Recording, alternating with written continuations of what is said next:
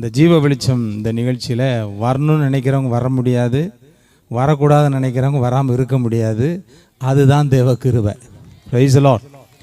நம்ம ஒவ்வொரு முறையும் யாரையாவது அந்தந்த காலத்துக்கு ஏற்றபடி தேவன் ஒவ்வொருவரையும் கூட்டி சேர்த்து ஆண்டோடைய நாமத்திற்கு மகிமையாய் அவருடைய வேலையை அவர் சிறப்பாய் செய்து கொண்டே இருக்கிறார்.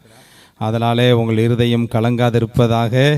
நீங்கள் நல்ல செய்திகளை கேட்டுக்கொண்டிருக்கிறீர்கள். இன்னும் நாம் தேவனுடைய வார்த்தைகளை கேட்டு ஆண்டோடைய நாமத்தை நாம் மகிமைப்படுத்த போகிறோம். அதற்கு முன்பதாக இன்றைக்கு நான் ஒரு கேள்வி கேட்கணும். இந்த முறை தான் முதல் முறை இந்த ஜீவ வெளிச்சம் இந்த முகாமுக்கு வந்திருக்கிறேன்னு சொல்கிறேன். கைதி காட்டுங்க. இன்னைக்கு தான் முதல் முறையாக வந்திருக்கிறேன். நான் சொல்கிறது நல்லா புரிஞ்சுதான்? நிறைய பேர் கை தூக்குறீங்களா? இன்றைக்கி தான் முதல் முறை இந்த ஜீவ வெளிச்ச நிகழ்ச்சிக்கு வந்திருக்கிறேன் அப்படின்னு சொல்கிறவங்க கை தூக்குனீங்களா? கை தூக்குனவங்க மட்டும் அப்படி எழுந்து நில்லுங்க. உங்களை நாங்கள் வரவேற்க விரும்புகிறோம். ஓ, பெருமகிழ்ச்சி. எல்லாரும் மற்றவங்க எல்லாம் கரங்களை தட்டி இத்தனை திரளாய் வந்திருக்கீங்க. நாங்கள் ஏற்கனவே 18 வருஷம் வந்தவங்க மேலே கவனம் செலுத்துறதை விட உங்கள் மேலே தான் அதிகமாக கவனம் செலுத்த ஆசைப்படுகிறோம். நீங்கள் தான் புதிதாய் வந்திருக்கிறீர்கள். உங்களை ஜீவ வெளிச்சத்தின் சார்பாக இங்கே வந்திருக்கின்ற அந்த குடும்பத்தின் சார்பாக உங்களை நாங்கள் எல்லாரும் ஜோராய் கரங்களை தட்டி அவங்களை வரவேறுங்க. ரொம்ப நல்லது. நீங்கள் வந்தது யதார்த்தமாக அல்ல, தேவ சித்தத்தின்படி நீங்கள் வர அழைக்கப்பட்டிருக்கிறீர்கள். அதனாலே நீங்கள் ஒரு புது ஜீவனை பெற்று தான் போவீர்கள். நன்றி. தயவுசெய்து உட்காருங்க. ஒவ்வொரு வருஷமும் நீங்கள் வர்றது மட்டுமல்ல, உங்கள் ஏரியாவில் நீங்கள் ஆண்டவரை நீங்கள் பிரதிபலிக்கிறவர்களாய் மாற வேண்டும். ஆமேன். இது ஒரு நல்ல மாலை நேரம். நமக்கு கரண்ட் செலவு இல்லாமலே ஃபேனு காற்றுலாம் வருது. ஜில்லுனி பாஸ்டர் காற்று வருதுன்னு சொன்னாங்க. எத்தனை பேருக்கு ஜில்லுனி வருது உணருங்க பார்க்கலாம். உண்மையிலே ஜில்லுனியாக வருது?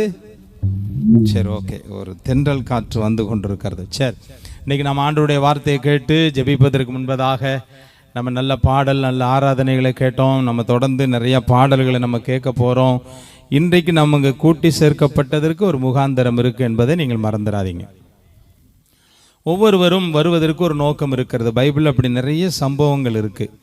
ஆனால் தேவன் உங்களை கொண்டு வந்ததற்கு ஒரு நோக்கம் இருக்கும். அந்த நோக்கம் நிச்சயமாய் நிறைவேறும். Praise the Lord. நம்ம ஜீவ வெளிச்ச டீமை போல் நாங்கள் நல்லா பாட முடியாது. ஆனாலும் ஒரு பாடலை பாடி நம்ம கர்த்தருடைய வார்த்தையை கேட்க போகிறோம். உள்ளங்கையில் வரைந்தவரே என்ற பாடலை நாம் எல்லாரும் சேர்ந்து பாடுவோம். கூட தெரிந்தவர்கள் சேர்ந்து பாடுங்க, தெரியாதவங்க கற்றுக்கொண்டு பாடுங்க. உங்களெல்லாம் யார் உள்ளங்கையில் வரைஞ்சி வச்சுருக்கா? அப்புறம் என்னங்க நமக்கு கவலை? என்னங்க கவலை? ஏசப்பா, நம்ம இப்போ எதனா ஒரு பிரச்சனை வந்தால் நமக்கு எந்த பிரச்சனைக்கும் குறித்து கவலை இல்லை. ஏன்னா ஒரு வழக்கறிஞர் இங்கே இருக்கிறார். அது இலவசமாகவே அவர் நமக்கு சேவை செய்கிறது வந்திருக்காரு. அதனால் ஒரு பிரச்சனைனா இப்போ ஒரு அதிகாரி இருக்கிறதுனால நமக்கு என்ன இல்லை, பயம் இல்லை. உண்மை தானே? ஆமாம், அதிகாரி இருக்கும்போது பயம் இல்லை. ஆனால் அதே போல் நம்முடைய தேவன் நம்மை உள்ளங்கையில் வரைஞ்சி வச்சிருக்கிறாரா. நம்மளை அப்படியே அவர் சொல்கிறாரு, உன்னை தொடுகிறவன் கண்மணியை தொடுறானே. நான் தான் அடிக்கடி சொல்லுவேன், நம்மளை யாரும் சும்மாலாம் ஒன்றும் தொட முடியாது, தேவன் அனுமதிக்காமே. ஏன்னா நம்ம அவருடைய கண் இமையை தொடுறது மாதிரி. அதனால் நீங்கள் கவலைப்படாதீங்க. நீங்கள் யாராவது உங்களை கைவிட்டுட்டு போயிட்டாங்க, ஏமாற்றிட்டாங்கன்னா கவலைப்படாதீங்க. நீங்கள் அவருடைய உள்ளங்கையில் இருக்கிறீர்கள். அதனால் நீங்கள் எதற்கும் கவலைப்பட வேண்டிய அவசியமே இல்லை. எல்லாம் வலது கரத்தை உயர்த்தி கொஞ்சம் அசைச்சு நம்ம செய்யல. ஹல்லேலூயா, ஹல்லேலூயா, ஹல்லேலூயா. பின்னாடிலாம் நீங்கள் அப்படி ஜோடி ஜோடியாக உட்காந்து பேசிக்கிட்டு இருக்கீங்க. பார்க்குறதுக்கு ரொம்ப சந்தோஷமாக இருக்குது. ஆனால் மனசுக்கு மட்டும் ஒரு வேதனையாக இருக்குது. இங்கே உயிரை கொடுத்து நாங்கள் பாட்டு பாடுறோம், பிரசங்கம் பண்ணுறோம். நீங்கள் அங்கே ஜாலியாக உட்காந்து பேசிக்கிட்டு இருக்கீங்களே. ஜாலியாக பேசுறதுக்கு எவ்வளோ நேரம் இருக்குது. இந்த கூட்ட நேரத்திலேயாவது நீங்கள் பேசுகிற வார்த்தைகளை, பாடல்களை கவனிக்க உங்களை அன்போடு வேண்டுகிறோம். அந்த கடைசியில் பின்னாடி இருக்கிறவங்களுக்கு யாருக்காவது சரியாக பேசுறது கேட்கல அப்படின்னா நீங்கள் தயவுசெய்து அப்படியே அந்த சேரை தூக்கிட்டு அப்படியே முன்னாடி வந்துடலாம். பின்னாடி இருக்கிறவங்க மட்டும் கை தூக்க பார்க்கலாம். நான் பேச சரியா கேட்குதா? கேட்குதா? கேட்குதா? கேட்கலையா? கேட்கலன்னு சொல்றவங்க கை தூக்குங்க. கேட்கலன்னு சொல்றவங்க. ஆஹா, எல்லாரும் கேட்குதா? ஓகே. நீங்க அப்படி கேட்கலன்னு சொன்னா நீங்க அப்படி முன்னாடி வந்துருங்க. நாளைக்கு இந்த சின்ன சின்ன குறைவுகளை நாம் சரி செய்து விடுவோம். கர்நாடகா மொழிபெயர்ப்பு வேணுமா? அப்படின்னா நான் 3/4 மணி நேரம் பேசினா அது 1.5 மணி நேரம் ஆகும். பரவாயில்லையா? பரவாயில்லையா? ஓகே, வேணுமா ஐயா? சரி, கன்னடக்காரங்களுக்கு தான் ஏற்கனவே தமிழ் நல்லா தெரியுமா ஐயா. அப்புறம் என்ன ஐயா பிரச்சனை? நான் தமிழ்லேயே பேசிக்கிட்டு இருந்தால் அப்படி வேகமாக அப்படி போயிட்டே இருப்பேன். சரி வாங்க அண்ணா, ரமேஷ் அண்ணன், ரமேஷா சுரேஷா? ரமேஷ் தானே? ஓகே, பாட்டு தமிழ்ல பாடலாம். உள்ளங்கையில் வரைந்தவரே, உசிரையும் கொடுத்தவரே, உம்மை போல தெய்வம் இந்த உலகில் இல்லை, தெய்வம் இந்த உலகில் இல்லையே. எல்லாரும் உள்ளங்கையில் வரைந்தவரே, உசிரையும் கொடுத்தவரே, உம்மை போல தெய்வம் இந்த உலகில் இல்லையே. சொல்லுங்க, உம்மை போல தெய்வம். அதை நினைச்சுத்தான் நான் பாடுறேன், அதை நினைச்சுத்தான் உசுரும் வாழுறேன், அதை நினைச்சுத்தான் நான் பாடுறேன், அதை நினைச்சுத்தான் உசுரும் வாழுறேன். உள்ளங்கையில் வரைந்தவரே, உசுரையும் தந்தவரே, உம்மை போல தெய்வம் இந்த உலகில் இல்லையே. எல்லாரும் உம்மை போல தெய்வம் இந்த உலகில் இல்லையே. நல்லா கைத்தட்டி. நம்ம ஏற்கனவே பலமுறை உங்களுக்கு சொல்லியிருக்கேன், கை தட்டினா உங்களுக்கு வலிக்கணும், அதாவது உரைக்கணும். கை தட்டுற மாதிரி நடிக்க கூடாது. நம்ம நடிகர்கள் அல்ல, நம்முடைய இயேசு ஒரிஜினல். நல்லா கைத்தட்டி.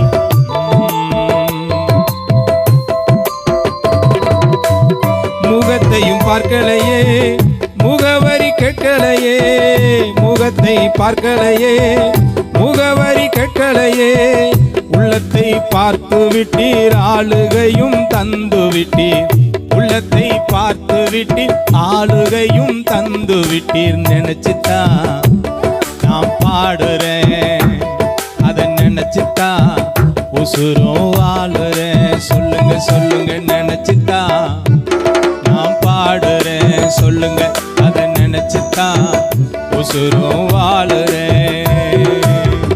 உள்ளங்கையில் வரைந்தவரே, உசுரையும் தந்தவரே, உம்மை போல தெய்வம், உம்மை போல தெய்வம் இந்த உலகில் இல்லையே. நாட்களையும் பார்க்கலையே, நாரும் என்று எண்ணலையே, நாட்களையும் பார்க்கலையே, நாரும் என்று எண்ணலையே, பெயர் சொல்லி கூப்பிட்டீரே, அற்புதமாய் மாற்றினீரே, பெயர் சொல்லி கூப்பிட்டீரே, அற்புதமாய் மாற்றினீரே. நினைச்சுத்தான் நான் பாடுறேன். சொல்லுங்க, அதை நினைச்சுத்தான் உசுரும் வாழுறேன். சொல்லுங்க சொல்லுங்க, நினைச்சுத்தான் நான் பாடுறேன். எல்லாரும் அதை நினைச்சுத்தான் உசுரும் வாழுறேன். உள்ளங்கையில் வரைந்தவரே, உசிரையும் தந்தவரே, உம்மை போல தெய்வம் இந்த உலகில் இல்லையே. எல்லாரும் உம்மை போல தெய்வம். வயசும் ஆகி போச்சு, சரீரமும் செத்து போச்சு, வயசும் ஆகி போச்சு, சரீரமும் செத்து போச்சு, வாக்கை நினைத்தவரே தகப்பனாக மாற்றினீரே, வாக்கை நினைத்தவரே தாயாக மாற்றினீரே. நினைச்சுத்தான் நான் பாடுறேன். சொல்லுங்க, அதை நினைச்சுத்தான் உசுரும் வாழுறேன். எல்லாரும் அதை நினைச்சுத்தான் நான் பாடுறேன், அதை நினைச்சுத்தான் உசுரும் வாழுறேன். உள்ளங்கையில் வரைந்தவரே, உசுரையும் தந்தவரே, உம்மை போல தெய்வம் இந்த உலகில் இல்லையே. எல்லாரும் உம்மை போல தெய்வம் இந்த உலகில் இல்லையே. ஆமென். உம்மை போல தெய்வம் இந்த உலகில் இல்லையே. ஹல்லேலூயா, ஹல்லேலூயா. நம்ம அப்படி உட்கார்ந்து பாடுறதை விட அப்படி எழுந்து நின்று அப்படியே ஒரு தாலாட்டு பாடி பாடினா நல்லா தான் இருக்கும். பாத்தீங்களா, சொன்னது புரிஞ்ச உடனே எல்லாரும் எழுந்துட்டீங்க. எழுந்துங்க பார்க்கலாம். கொஞ்சம் அப்படியே கொஞ்சம் அசைங்க, கொஞ்சம் அப்படியே எல்லாரும். முதல்ல அப்படி எல்லாரும் உங்க வலது கை பக்கம் அப்படியே அசைங்க பார்க்கலாம். ஒரே மாதிரி உங்க வலது கை பக்கம் அப்படியே அசைங்க. ஹல்லேலூயா,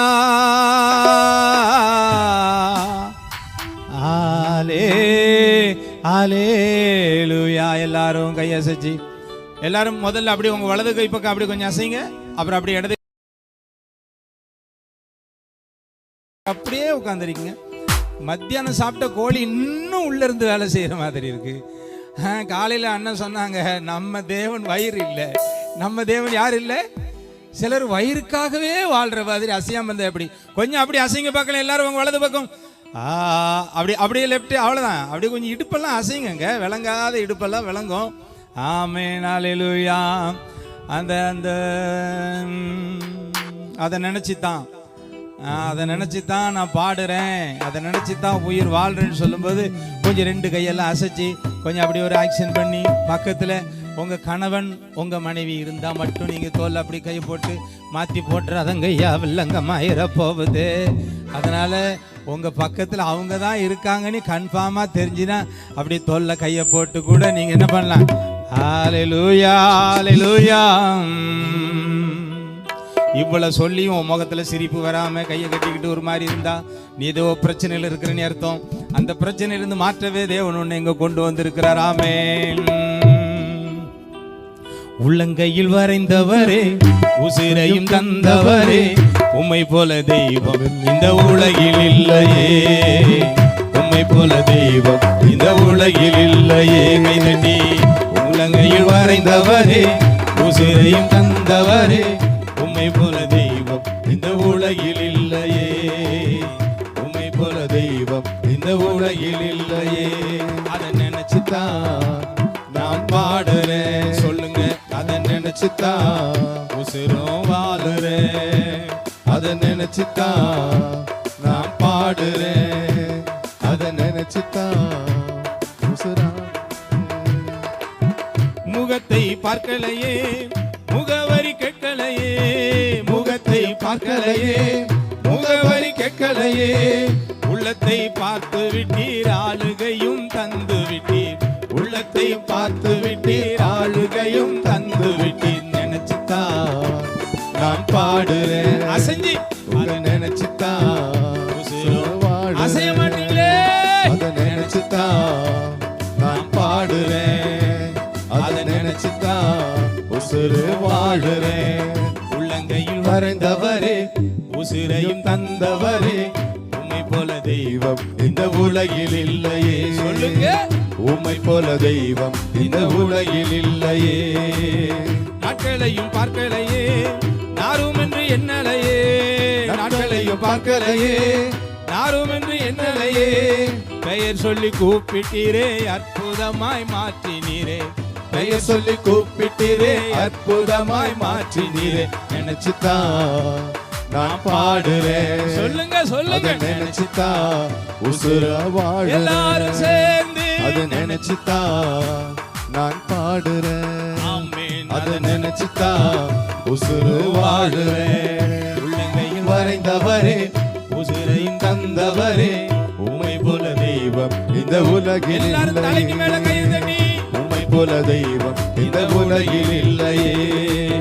வயசும் ஆகி போச்சு, சரீரமும் செத்து போச்சு, வயசும் ஆகி போச்சு, சரீரமும் செத்து போச்சு, வாக்கை நினைத்தவரே தகப்பனாக மாற்றினீரே, வாக்கை நினைத்தவரே தாயாக மாற்றினீரே. நினைச்சுதான் நான் பாடுறேன். சொல்லுங்க. அதை நினைச்சுதான் உசுறு வாழுறேன். அதை நினைச்சுதான் நான் பாடுறேன். சொல்லுங்க, சொல்லுங்க. அதை நினைச்சுதான் உசுறு வாழுறேன். உள்ளங்கையில் வரைந்தவரே, உசிரையும் தந்தவரே, உம்மை போல தெய்வம் இந்த உலகில் இல்லையே. எல்லாரும் உம்மை போல தெய்வம் இந்த உலகில் இல்லையே. சொல்லுங்க. உள்ளங்கையும் தந்தவரே, உள்ளங்கையில் வரைந்தவரே, உசிரையும் தந்தவரே, உள்ளங்கையில் வரைந்த உம்மை போல தெய்வம் இந்த உலகில் இல்லையே. உம்மை போல தெய்வம் இந்த உலகில் இல்லையே. உம்மை போல தெய்வம் இந்த உலகில் இல்லையே. உம்மை போல தெய்வம் இந்த உலகில் இல்லையே.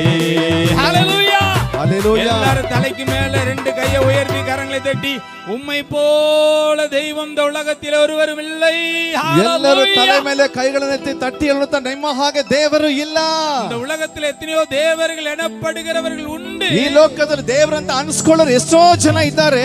எல்லா தேவர்களுக்கு மேலான தேவன் அவர். ಆದ್ರೆ ಎಲ್ಲಾ ದೇವರುಗಳಿಗಿಂತಲೂ ಉನ್ನತರಾದಂತ ಸ್ಥಾನದಲ್ಲಿ ಇರುವಂತ ದೇವರು ಅವರು. ஏனென்றால் அவராலே அல்லாமல் இந்த பூமியிலே ஒன்றும் உண்டாகவில்லை. உண்டாக்கப்படவில்லை. ಯಾಕೆಂದ್ರೆ ಆತನ ಹೊರತು ಭೂಮಿಯಲ್ಲಿ ಯಾವುದು ಕೂಡ ಉಂಟಾಗಲಿಲ್ಲ. உலகம் அவர் மூலமாய் உண்டாயிற்று. ಇಡೀ ಪ್ರಪಂಚವೇ ಆತನಿಂದಲೇ ಉಂಟಾಯಿತು. உலகம் அவருக்காகவே உண்டாக்கப்பட்டது. ಲೋಕವು ಆತನಿಗೋಸ್ಕರ ಉಂಟಾಯಿತು. நீங்களும் அவருக்காகவே உண்டாக்கப்பட்டீர்கள். ನೀವು ಸಹ ಆತನಿಗೋಸ್ಕರ ಉಂಟಾಗಿದ್ದೀರಾ. அதனாலதான் தேவனாய் கர்த்தர் நம்முடைய ஜீவனை தந்து நம்ம மேலே அன்பு கூர்ந்திருக்கிறார். ಅದಕ್ಕೋಸ್ಕರವೇ ಕರ್ತನಾದ ಯೇಸು ಸ್ವಾಮಿ ಜೀವ ಕೊಟ್ಟು ನಮ್ಮನ್ನು ಪ್ರೀತಿ ಮಾಡಿದ್ದಾರೆ. Hallelujah hallelujah. தேவன் தம்முடைய ஒரே பேரான குமாரனாகிய இயேசு கிறிஸ்துவை தந்தருளி அன்பு கூர்ந்தார். ದೇವರು ತನ್ನ ಒಬ್ಬನೇ ಮಗನಾದ ಯೇಸು ಕ್ರಿಸ್ತನನ್ನು ಲೋಕಕ್ಕೆ ಕಳುಹಿಸಿ ಆತನು ನಮ್ಮನ್ನು ಪ್ರೀತಿ ಮಾಡಿದ್ದಾನೆ. தன் சிநேகிதனுக்காக ஜீவனை கொடுக்கிற அன்பிலும் மேலான அன்பு ஒன்றுமில்லை என்று எழுதி வைக்கப்பட்டிருக்கிறது. ತನ್ನ ಸ್ನೇಹಿತನಿಗೋಸ್ಕರ ಪ್ರಾಣ ಕೊಡುವಂತ ಪ್ರೀತಿಗಿಂತಲೂ ಮಿಗಿಲಾದದ್ದು ಯಾವುದೂ ಇಲ್ಲ ಅಂತ ಹೇಳಿ ಬರೆಯಲ್ಪಟ್ಟಿದೆ. உங்களுக்கு உயிர் கொடுத்து உங்க மேல அன்பு வைத்தார். ಆತನು ನಿಮಗೆ ಪ್ರಾಣವನ್ನು ಕೊಟ್ಟು ನಿಮ್ಮ ಮೇಲೆ ತನ್ನ ಪ್ರೀತಿಯನ್ನು ತೋರಿಸಿದ್ದಾನೆ. ஹalleluya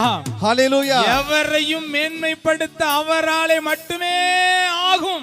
ಯಾರನ್ನು ಕೂಡ ಆತನು ಉನ್ನತ ಪಡಿಸಲು ಆತನಿಂದ ಮಾತ್ರವೇ ಸಾಧ್ಯ. பேதைகளை ஞானியாக்க அவரால் ஆகும். ದಡ್ಡರನ್ನು ಕೂಡ ಜಾಣರನ್ನಾಗಿ ಮಾರ್ಪಡಿಸಲು ಆತನಿಂದ ಸಾಧ್ಯ. தரித்திரனை செல்வந்தனாய் மாற்ற அவரால் ஆகும். ದರಿದ್ರರನ್ನು ಐಶ್ವರ್ಯವಂತನಾಗಿ ಮಾರ್ಪಡಿಸಲು ಆತನಿಂದ ಸಾಧ್ಯ. ஏனென்றால் இயேசுவின் கையிலே நீங்க வந்துவிட்டால் உங்களை அவர் மேன்மைப்படுத்த அவராலே ஆகும். ಯಾಕಂದ್ರೆ ಯೇಸು ಸ್ವಾಮಿ ಹಸ್ತದ ಒಳಗಡೆ ನೀವು ಬಂದ್ರೆ ನಿಮ್ಮನ್ನು ಮೇಲಕ್ಕೆ ತರನ್ನು ಘನಪಡಿಸಲು ಆತನಿಂದಲೇ ಸಾಧ್ಯ. அந்த நல்ல தேவன் உங்களே நினைச்சுக்கிட்டு இருக்கிறார். ஹalleluya. ಆ ಒಳ್ಳೆ ದೇವರು ನಿಮ್ಮನ್ನೇ ನೆನೆಸಿಕೊಳ್ತಾ ಇದ್ದಾರೆ. ಹಲ್ಲೆಲೂಯಾ. ಆಮೆನ್ ಹalleluya. Amen hallelujah. ஹalleluya.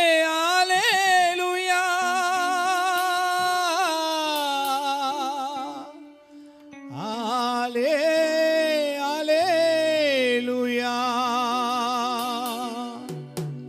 என்னப்பாவே இருப்பவரே ஏசையா, உங்களை நினைச்சாலே உள்ளம் எல்லாம் துள்ளுதையா. சொல்லுங்க. என்னப்பாவே இருப்பவரே ஏசையா, உங்களை நினைச்சாலே உள்ளம் எல்லாம் துள்ளுதையா. அப்பா அம்மா நீங்க தான், என் ஆசையெல்லாம் நீங்க தான், ஆதரவும் நீங்க தான், என் ஆறுதலும் நீங்க தான்.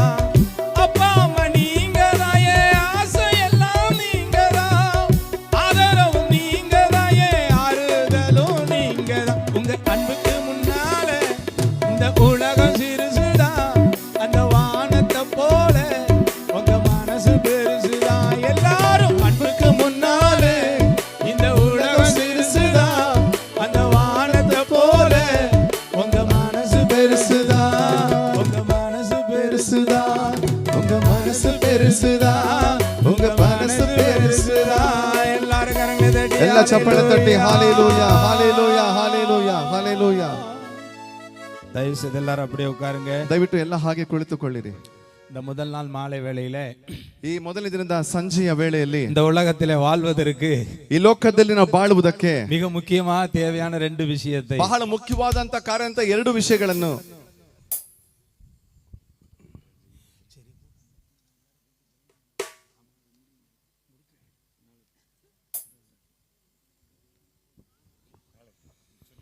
Praise him.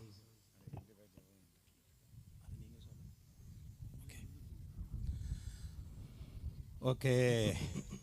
ஆண்டவர் சொன்னார் பரிசுத்த வேதத்திலே, ದೇವರು ಹೇಳಿದ್ರು ಪವಿತ್ರವಾದಂತಹ ಸತ್ಯವೇದದಲ್ಲಿ, மனிதன் உலகம் முழுவதையும் ஆதாயப்படுத்தினால், ಮನುಷ್ಯನು ಇಡೀ ಲೋಕವನ್ನೆಲ್ಲ ಸಂಪಾದನೆ ಮಾಡಿಕೊಂಡ್ರು, தன் ஆத்மாவை நஷ்டப்படுத்தினால், ತನ್ನ ಪ್ರಾಣವನ್ನು ಅವನು ಕಳೆದುಕೊಂಡರೆ அவனுக்கு லாபம் ஒன்றுமே இல்லை. ಅವನಿಗೆ ಪ್ರಯೋಜನ ಒಂದು ಇಲ್ಲ.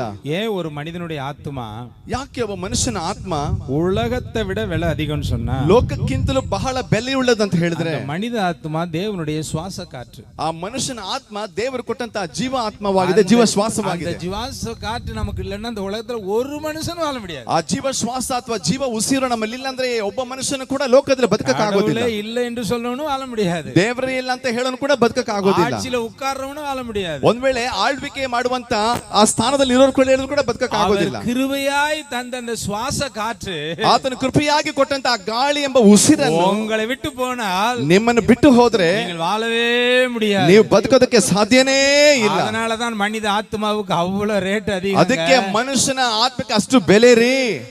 மொத்த உலகத்தையும் வித்து அப்படி தங்க காசுகளாக்கி ಇಡೀ ಮನುಷ್ಯನ ಆತ್ಮವನ್ನೇ ಮಾರಿ ಆತನು ಬಂಗಾರದ ನಾಣ್ಯಗಳನ್ನಾಗಿ ಮಾರಿ மொத்த உலகத்தையும் வித்து ಇಡೀ ಪ್ರಪಂಚವನ್ನೇ ಮಾರಿ அப்படியே தங்க காசாக்கி ಹಾಗೆ ಅದನ್ನ ಬೆಳ್ಳಿ ನಾಣ್ಯವಾಗಿ ಮಾರ್ಪಡಿಸಿ ஒரு தராசுல வச்சு ಒಂದು ತಕ್ಕಡಿಯಲ್ಲಿಟ್ಟು ஒரு மனித ஆத்மாவை தூக்கி இன்னொரு பக்கம் வைத்தா ಮನುಷ್ಯನ ಆತ್ಮನ ಮಾರಿ ಅದರಲ್ಲೊಂದು ತಕ್ಕಡಿಲಿಟ್ರೆ இதுதான் விலை அதிகம். ಇದೇ ಬೆಲೆ ಬಹಳ.